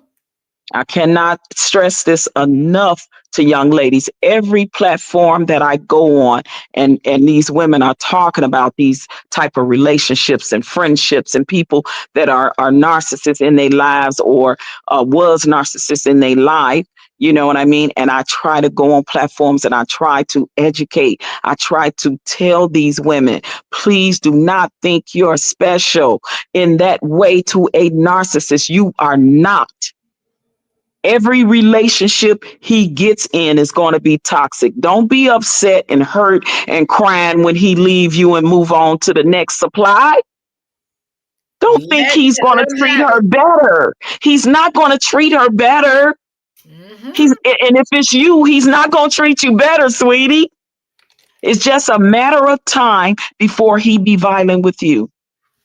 Yep. Started knocking you down, punching your head into the walls, and throwing stuff at you. Yep. Mm-hmm. The behavior that Los exuded to Romika is the prime example of that. And Yes. because of that, Romika lost her life Yes. because of a narcissistic, coward, sociopathic man. He have all the traits. He was verbally abusive. He was physically abusive. He gaslit her. He habitually cheated on her and lied to her. Yep. Mm-hmm. They made up during that whole 9, 10 year tenure of them being together. They break up, they make up, they break. And every time Romika took him back, he did the same thing over and over, and it got worse and worse and worse. Mm-hmm. I want you young ladies to talk to your friends, talk to your family members about these type of behaviors in men, and even for men with women, because it's narcissistic women too. Mm-hmm. Talk to let them be Auntie, I'm aware glad of you what it said that. is. What do you think about Holly? What do you think about her behavior? Like, do you think that she had the narcissistic traits, uh, very bad traits, or do you think that Absolutely. okay, Absolutely. She's a narcissist. Absolutely, in my humble opinion. Yep. okay, And and we know that two narcissistic people together is a train wreck waiting to waiting to happen. happen? Absolutely, that's See, right. all the things that Holly tried to bad mouth of Ramika accepting from Los, she was getting it too. It was coming. If she wasn't getting it, it was coming. She wasn't going to be any different. So the very thing that she got on her platform and talked about Romika as another woman, you was with another man that did that to another woman. So what does that say for you? Facts. All the things that you found out about what Los did to Romika, You accepted a man like that in your life, and you laid down and you had a kid with a man like that after you know what he put another woman through. But see, again, he was pillow talking. Mm-hmm. Same thing. And then Holly end up having nothing but jealousy and hate for Ramika. Because when you are a narcissistic woman, you are going to have hate and jealousy for that other woman, Yep. especially the first woman that got the kid. The first woman that is more popular and more loved and more accepted. Been in this life the longest. No, she ain't going nowhere because they share a child. Mm-hmm. She's very vindictive, very cunning and conniving, and very much so jealous and hateful towards Romika. Mm-hmm. And when we see these type of triangulations that narcissistic men do with women, and then you got a narcissist like Holly, they feed off of that. That's another source of supply to a narcissist. Narcissists don't just need other people as to have sex with or cheat on you with to have supply. They have supply in toxicity, dysfunction, drama, triangulation. Mm-hmm. They take addiction and all of those things as a source of supply. All these things that now that's coming out allegedly about Lowe's is 9 times out of 10. I'm gonna say 9 times out of 10, a narcissistic man that's on the DL is a narcissist. 9 times out of 10, any DL man that now rumors is coming out about him possibly being gay or he's being with trans and all of that. Trust me, they are narcissists. Every one of them. And I heard that from a man narcissist. Okay. I heard that from a man narcissist. So she's telling the truth about that. Yes. I Mm-hmm. am telling you what God loves. Y'all better read the writing on the wall because it be right there in front of our face, women. And I get it. We are emotional. We want to see the good in people all the time. We want to see the good in that man that came in and he was sweeping you off your feet and paying all your bills and, helping you with this, that, and the other. But that wasn't the real him, baby. You got to wake up from that and realize that was not the man, that was the representative. So every time the breakup and makeup that was happening between Carlos and Romika, it was easy for him to do it because he's been doing it his whole life.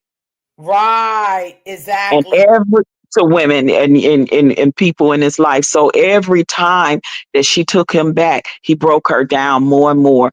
And the things that he did to her, and if he allegedly did give her STD, narcissistic people are highly sexual and they will bring you something home. Yes. And they So have don't sex think that's and unusual. everything. They don't care. They don't care who they sleep with unprotected. I promise you, and they will bring it home to you. So if you got a man that's habitually cheating on you, whether it's with women or men, and they out there doing it unprotected, and then they come home and they with you unprotected, and you putting your mouth on his private part, and you kissing your kids, you can pass things on to them too. Mm-hmm. As soon as you say something to him about it, he's gonna start to saying you was the cheater and you gave it to him. Yep.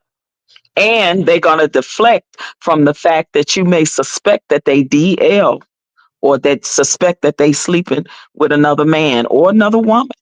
They're Mm-hmm. going to blame shift it back on you. They're going to make it your fault some kind of way. And let me explain too about the narcissistic reactive abuse that you saw with Romika. Thank you for getting into that. Thank you. I appreciate Please that. know that a narcissist would push you to the point of no return. Ooh. Okay?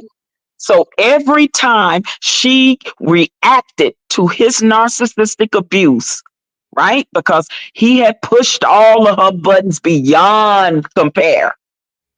That's And right. then when he got her on video going off, snapping and all of that, then he showing it to the world, making it look like, see what she do, y'all. See what she do. Wow, she crazy. But he not telling you what he did to her to get her to that point. That's right. I want y'all to understand that. Yep. So true. It's called narcissistic reactive abuse. She's reacting. Everybody got a limit of what they can take mentally, emotionally. And when a narcissist push you to that breaking point, they can react in that way. But the narcissist will get their phone out and be like, see y'all, see what they doing? Start See? recording you and everything. Yep. Yes, record a phone call where you snapping off on them, cursing them out, but they ain't telling you why that person doing what they doing. So It's all to make you look bad. Exactly, to make you look bad and for them to play the victim. Yep. Okay, understand that. So when you hear and see those tapes and recordings of a Romika going off, don't no woman just normally do that if a man ain't gave her a reason. Trust and believe. Mm-hmm. I want you all to know what it looks like when somebody does that to you, when they constantly gaslighting you and trying to tell you your reality is not reality. You didn't see what you saw. You didn't hear what you hear. That's gaslighting. Or then don't let them find out you may have maybe a little mental illness. You may have a little issue. They're going to use that against you. Oh, you crazy. See, I know. See, that must be your bipolar kicking in. Oh, yeah. No, that's your mental health. Now you crazy. I knew something was wrong with you all the time. Yeah. Yes, they will gaslight. They will. Oh, baby. Yep. And they will tell your friends and your family. Yep. Look how she acting. She crazy. Y'all maybe need to go check on her. Go check on her. She ain't right. But they ain't telling you what they're doing to bring you to that point. And every time they take you somewhere and you act up, they're going to call your family. I took her here and she acted up and she did this and she said that. But they never going to say what they did to you to make you react like that. Absolutely. Absolutely. So I really want you young ladies, because I know most of you all are younger than I am on here on the platform, but I've been around a long time and I've dealt with a narcissistic man in my life. And when I was younger, I didn't know what it was either. But now that I look back in retrospect, oh, hell, I had a couple of narcissistic men. Didn't know what it was. But just so glad that I was able to outgrow and move on with my life. And I know when you love somebody, you think it's the end of the world and you hurting so bad. But let me tell you this. I would rather be alone by myself with no one than to deal with a narcissist. Me too. And to deal with somebody is going to constantly hurt me. I will rather be alone and in peace than with somebody laying next to me in my bed and they are the enemy. That's right.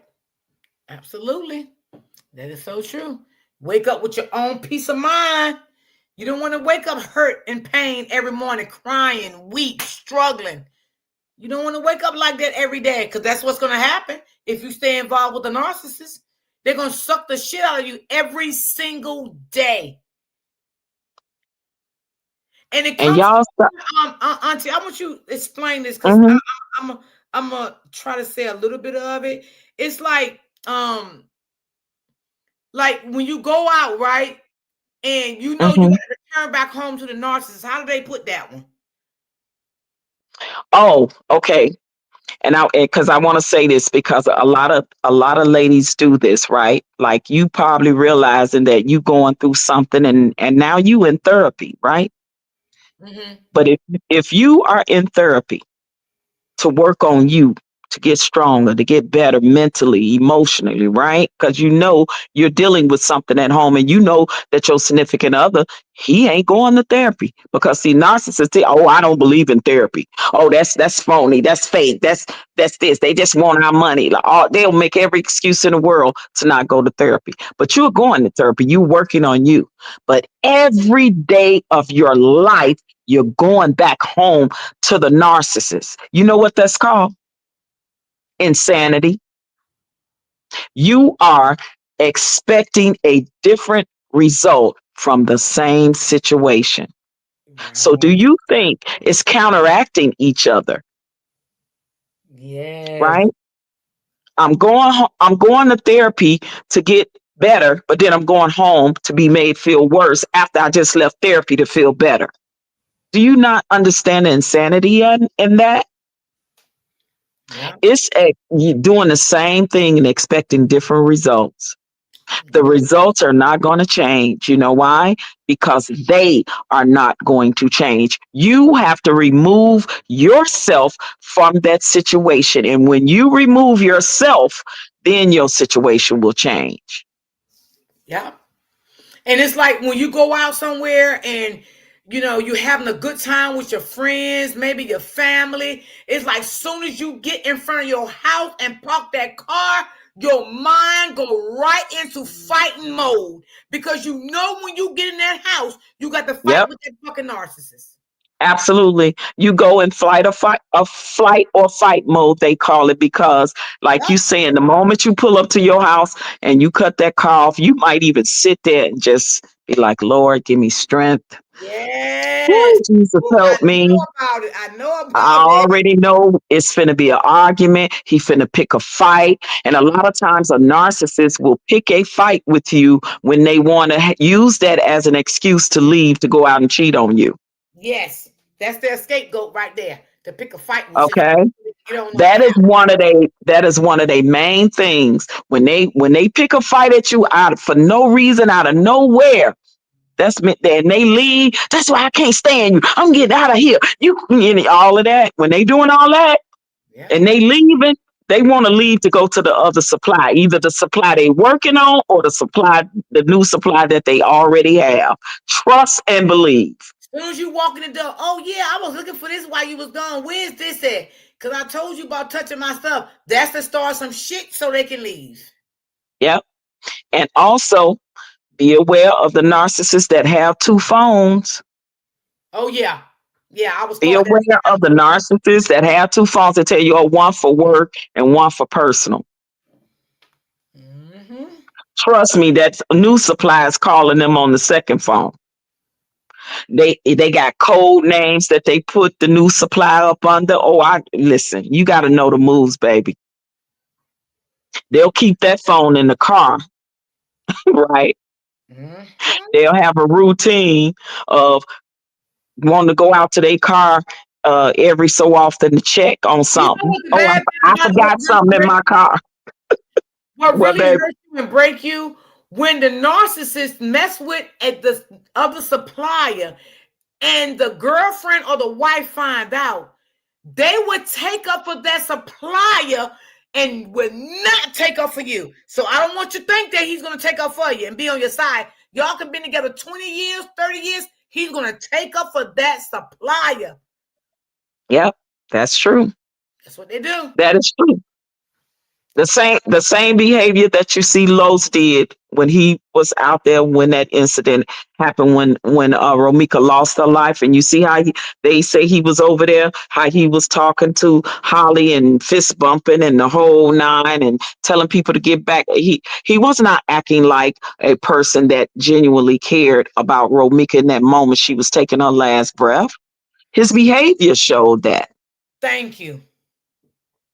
And people want to say, "Oh, maybe he was in shock." No, y'all. If he was paying attention enough to tell people to move back, get back, and then go over there and tell Holly it's self-defense, right? Fist bump, fist bump. If he genuinely was caring, he would have held her until she took her last breath. He didn't do that, y'all.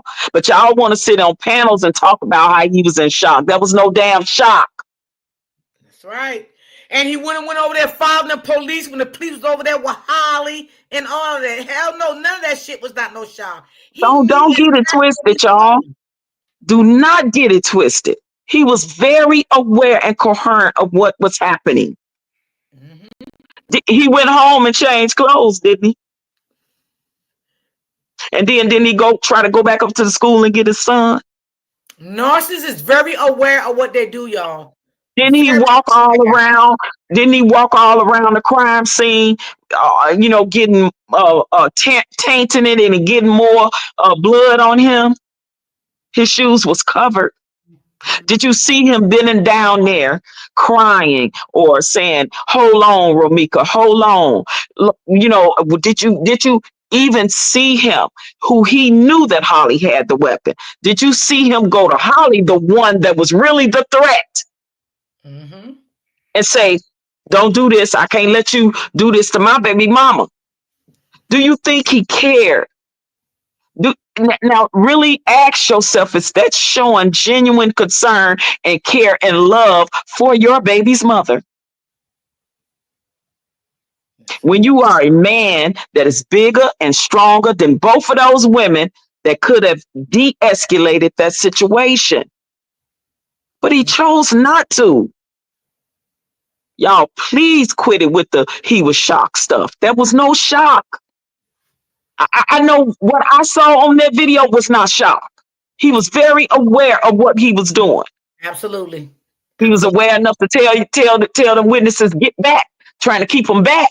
He was bad enough to try to threaten them, wasn't he?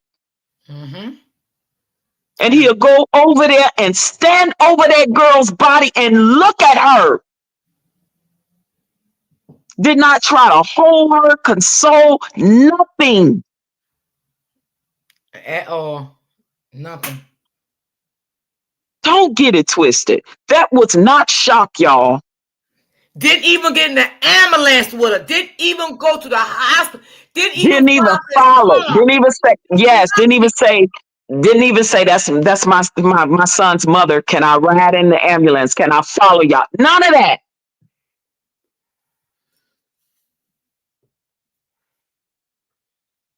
That was the cold, calculating facial expression of a narcissist. Facts. Don't get it twisted. That was not no shock. That was the saddest thing, y'all, to see.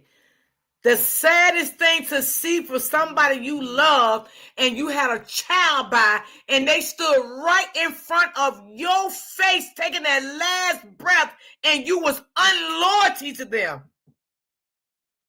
He did not try to de-escalate. He did not try to avoid the situation. He knew Holly had a weapon, y'all. And he knew that Romika didn't. Think. Why didn't he go over to Holly and make her get in the car and make her drive off with his child, with his 6-7-month-old baby in the back seat, and say, "No, this ain't what finna happen here. This ain't gonna be this." He wanted to see the toxicity, the drama, and the dysfunction. He wanted to see violence happen. Yep. He allowed it to happen, y'all. He is stronger and bigger than both of those females. He was stronger and bigger than both Holly and Romika, y'all. So why was he holding back the one who was the lesser threat that didn't have a weapon, y'all? Think. Why didn't he go over to Holly, who he knew had a weapon? Did not try to. He stood over Romika's body, taking her last breath and picking in her pockets and stuff. What? No consoling, no emotion, no empathy, none of that. You know why? Because they lack empathy. Narcissists lack empathy. They have little to no empathy. Yep. I watch facial expressions and I watch eyes. And what I saw in that video was a total disregard, was a total discard of Romika. That was not shock. Mm-hmm. Watch his actions in that whole video. That is not shock. Mm-hmm. I wish people would stop saying the things that is not true about that narcissistic asshole. You see that narcissistic asshole? That's exactly what he is. And Mm-hmm. he is just as much as accountable and responsible for what happened to Romika, y'all. There is no ounce of empathy that was in him doing that whole scene. He was holding Romika. He was putting her in a chokehold allegedly and trying to push her back in the car. Why wasn't he doing that to Holly, Mm-hmm. who he know poses the most threat because she's the one with the weapon? Do Mm-hmm. you think he cared in that moment that his latest baby mama just unalived his oldest baby mama? Did y'all see empathy, care, sympathy, or any of that? Do you see it now in his behavior where he's all on these videos going out and he's showing where he like having the time of his life? Do he look like he's hurting? At Do all. he look like do he look like somebody that's still in shock? At Like, all. come on, y'all. Come on. He need to go to jail too, Auntie. Oh, absolutely, no doubt. No doubt. And I would love to see it. I Yes. would love to see it happen right along with his partner in crime, Mm-hmm. Holly. She is guilty as sin. That was outright unalivement. There was no, I'm afraid for my life. She didn't have a reason to be afraid for her life. Facts. Facts. That's something you wanted to do. So let's tell the truth and shame the devil. Okay? And those two are the devils for what they did Ain't gonna to always Ramika. be one. They are on demon time. They always are. When you see people that behave like that and lack empathy for their actions or their part in it, that is demon time that they're on. Mm-hmm.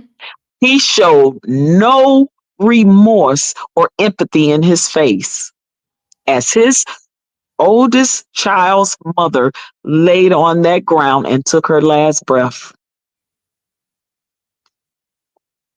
Then try to take his shirt off, use his shirt, then try to Yeah, bend down to help her, then try didn't to try to do compress nothing. the stop the bleeding to put pressure on it. None of that. That's simple stuff that anybody any day could do. He didn't even call 911 immediately. No, and then he lied about the address. I mean, all the signs are there. People just have to stop being in denial. They Mm-hmm. really do. He is a low down, conniving, cunning, manipulative, narcissistic sociopath. That's exactly what he is. Holly is a conniving, manipulative, narcissistic sociopath herself. They exude the behavior. Mm-hmm. Yep. And I can't wait until justice is served. Me too. That's all I'm waiting for.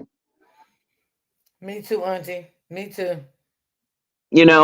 That's all I'm waiting for. I want Romika to be able to rest in peace and not be rolling over in her grave for what's going on out here with all this fiasco over her unalivement. I just want justice. period, point blank.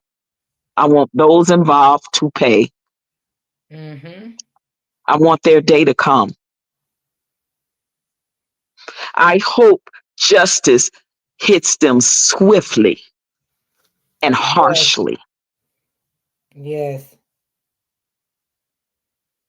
because some comfort and peace could come to Romika's mother, because she'll never get her daughter back. Yeah. Yeah. Little Los will never have his mom back. See, but that narcissist didn't think about none of that. You know why? Because he didn't care. He didn't care. And then he wants to get up and try to go get him and act like he's a caring father all of a sudden. And I hear people saying, oh, he deserved to raise little. No, he don't. Why? To raise his son to grow up to be like him and traumatize him with all the stuff that he's seen already, what's going on with his parents. And then you want this man to raise him. Little Los deserves a chance, y'all. He deserves a chance to grow up and be a productive member of society in spite of the odds that are against him with That's right. losing his mother. So to put him with his narcissistic father, where he's going to grow up and see his father do nothing but mistreat women. But Yep. y'all say that he deserved to raise his son. And that he gonna lie to his son about what really happened to his mama. Oh, he'll lie to his son with a straight face. Don't get it twisted. He will lie to his son, to his mama, with a straight face. That's what narcissists do. They lie with a straight face. They cry real tears, y'all. And sometimes y'all fall for it. They will Yep. cry real tears and Yep. it all be fake. How can somebody that love you cry real tears and act like they concerned in the moment, and then tomorrow they going back and doing the same behavior, Same conducting the behavior. same way, saying the same things? That's right. That's right. Apology means nothing without change behavior. Absolutely. So please believe me, when a narcissist apologizes, if their behavior don't change, it is null and void. The apology is null and void without change behavior. And don't y'all ever forget that. Because if a person really truly means the apology, whatever it is they done or said, they're not going to do it anymore. That's a genuine apology.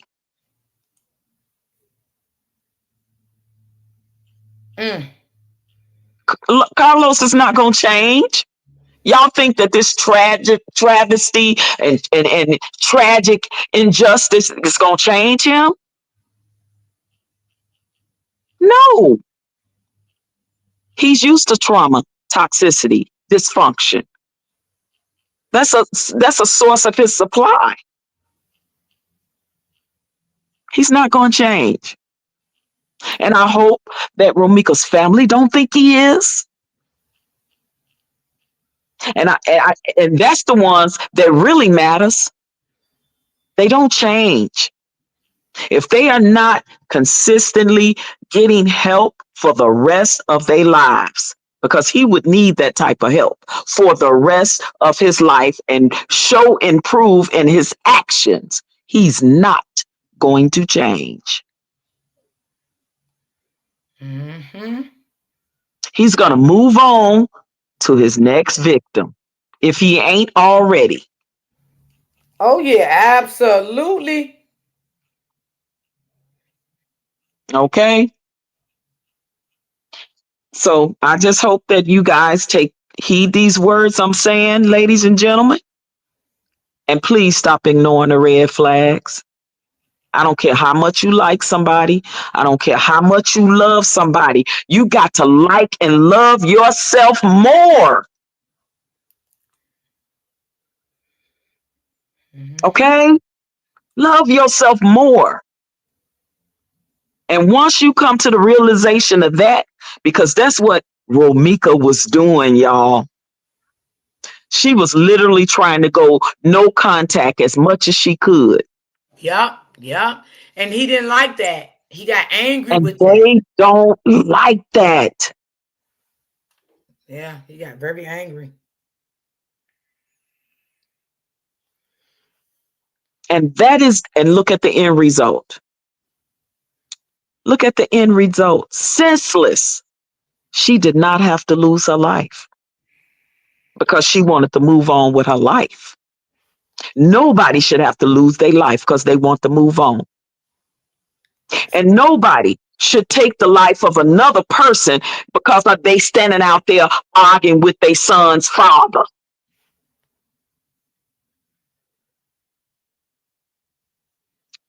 She inserted herself in that situation. Mm-hmm. Narcissistic Holly. You know why? Because she wanted a reason to do what she did. Mm-hmm. She was just waiting on the opportunity. In the right time. That part. Because it's my understanding they had never met face to face. Never. Never. So when you see another woman try to down and talk about and drag another woman for what a man did to her, and you're with that man, you ain't the one to talk. Shame on you.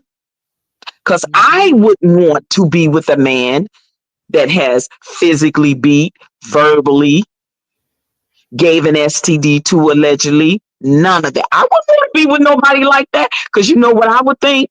If he did it to her, who am I? Well, he'll do it to me. Exactly. And But that's what see, I said too. every woman get with that man and think that they gonna be different. Think that it ain't gonna happen to them. See, that was Holly. See, Mm-hmm. while she was over there on her platform, I would never this and I would never that. But you actually were worse than Romika because you accepted a man that did that to another woman. And you accepted a man that You you did thought that. was your man, and he was never your man because he was still with Ramika. But you were so stupid and didn't give yourself time to see what was really going on. You started listening to Carlos and you started hating this girl. You didn't even know her. For no reason. For no reason. Mm-hmm. And once upon a time, Romika was trying to co-parent and make a co-family when she learned that he had an outside child. That don't seem like the behavior of somebody that has hate in their heart and want to harm a child. So they can miss me with that one. But you can push and push and push and push a person to the point of no return. And that's what Los was doing to Romika. And when Yes. she finally said, I am done, no contact, only except where our child is in regard, he could not stand that, y'all. And don't be surprised if he wouldn't have done what happened to Romika himself because he's capable of it. He was putting his hands on her. I keep telling y'all, when these men, if these men are hitting you, they will unalive you. Yes, they will. Yes, they will. The Mm-hmm. only difference is Holly beat him to the punch and he was there for it. He was there for it, y'all. Mm-hmm.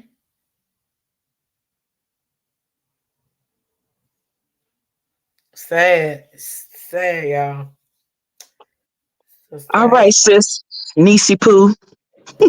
I'm finna get off Okay. this platform and go run my errands, but I hope something I said can inspire and motivate you guys to, if you're going through that, you know what you got to do. You know what you got to do, ladies and gentlemen, That's if right. that's something you're going through. Let me tell y'all, I got family members I don't F with because they narcissists. Okay? I don't tolerate the BS. I don't care that you're my family, and don't let nobody guilt trip you and tell you, well, that's your family. You know how they are. Nope, nope, nope, nope. Stop it. That's a form of gaslighting too. My family's trying to do that to me. I moved 1,800 miles away, and I ain't got no relatives where I'm at, and I love it. Yeah. And I had to check my relatives that was trying to say, well, you know how so and so them is. Nah, nah. I'm tired of being around that toxic person. I'm tired of the treatment that I see him do to me and other people. Like, I'm done. I'm done. Now I know damn well if I cannot F with family, I cannot F with a friend, a significant other. I don't care if it's your husband, your boyfriend. See, people try to tell people to stay with people knowing that they are being abused by that person. See, that's where I draw the line when the physical abuse comes in. Mm-hmm. You can know that this person is being physically abusive towards a loved one, and you will not tell that person to try to make changes where they can leave that relationship. So true. But we can read the Bible and say, well, God divorced Israel. So if God can divorce Israel, I can divorce my narcissistic family member. I can divorce my narcissistic husband, my narcissistic boyfriend, my narcissistic siblings, my narcissistic parents. I don't give a care who they are, because my peace and loving myself means more to me than continuing to let somebody abuse me and let other people gaslight me to say, well, that's your sister. You know how your brother is. I That's know, still your right? family. That's your blood. See, we buy into that bullshit, and that's a form of gaslighting. And Mm-hmm. I had to check my family on it, and now they all get it. If you want me to come around, and so is around, y'all know, don't call me. Don't call me. And that's on everything. That's real. And y'all need to start practicing the same thing. And I'll tell you, you will have more peace in your life. Choose you over the bull. All right, Nisa Pooh, I'm out of here. Okay, I'm going to get off too. All I'm right, getting love you. off Talk to you early soon. today. Okay, love you, All right. Auntie. All right, baby. Bye-bye. Bye-bye. Okay, I enjoyed this live today. I hope y'all enjoyed it. To the inspiring words that me and OG gave everybody today. Thank you, OG Patricia. I appreciate all of that you have said here. You are welcome. Yes, I hope everybody enjoyed it. Sometimes we can bring different things to the platform. You know what I mean? And we'll come with some more stuff today. Thank you. I mean, not today, tomorrow. I mean, Monday, because y'all know this is my weekend, and I'll see y'all back on Monday. Because I'm just gonna relax for the rest of the day. Thank you, Miss Smith. Have a good weekend, Miss Smith girl. Thank you. I knew you was around. I needed this word. Yes. You're welcome, Miss Denise. And I'm going to keep all y'all in my prayers. All y'all, I keep y'all in my prayers, because we all go through things, each and every day. And everybody's situation is different, But just always know you love. God loves you. If nobody else doesn't love you, God loves you. Okay? Always protect your peace and everything. Try to do that, because you're the only one that can protect your peace. You're the only one that can protect your peace. Nobody else can protect your peace but you, no matter what, you know. And like I said, Denise, that if you need to go to counseling, please go get that. There's nothing wrong with it. It's not that you're crazy or anything like that. Just go get it, and I guarantee you're going to feel much better. Thank you, Miss D. Have a great weekend. Same to you, darling. You have an awesome weekend on purpose. Thank you, Karen. Thank you so much for this live. You're welcome. You're welcome. You're welcome. I hope everyone have a great weekend. I'm gonna look up for. I think I got something for Monday. I think I gotta look it up. I think it's a part 1 and a part 2 to it too. Yeah, I gotta look that up. I'll look it up over the weekend though. That I don't have nothing to do. Roy D, thanks for you for having this lovely platform. It is truly needed. Thank you. Thank you. Thank you. Awesome. You're welcome, baby. And you have a great weekend too. Enjoy it. I can count on your lives. Thank you, Karen. So y'all have a great weekend and y'all be blessed and y'all stay prayed up and always remember to keep God first in everything that you do. And y'all be safe out here. I was in the bushes. Awesome live. Thank you. Thank you. Thank you. Thank you. I appreciate it. And y'all be safe out here. All of you all have a blessed weekend. Same to you, sweetie. And y'all be safe out here in these YouTube streets. And everywhere you go, okay? Have a safe weekend, everyone, and stay safe. Absolutely, sis. Absolutely. So I will see you guys on Monday, same time, same place. And I love you all. Eminem, see you Monday, girl. Have a great weekend, Roy D. Thanks for being you. Thank you, too. Have a great weekend, everyone. Thank you, Auntie. You do the same, girl. Okay, y'all. I will see y'all on Monday. Peace and love. And thank you, two ladies, for the coffees. I appreciate you, too. Thank you so much. Y'all have a great weekend. Bye.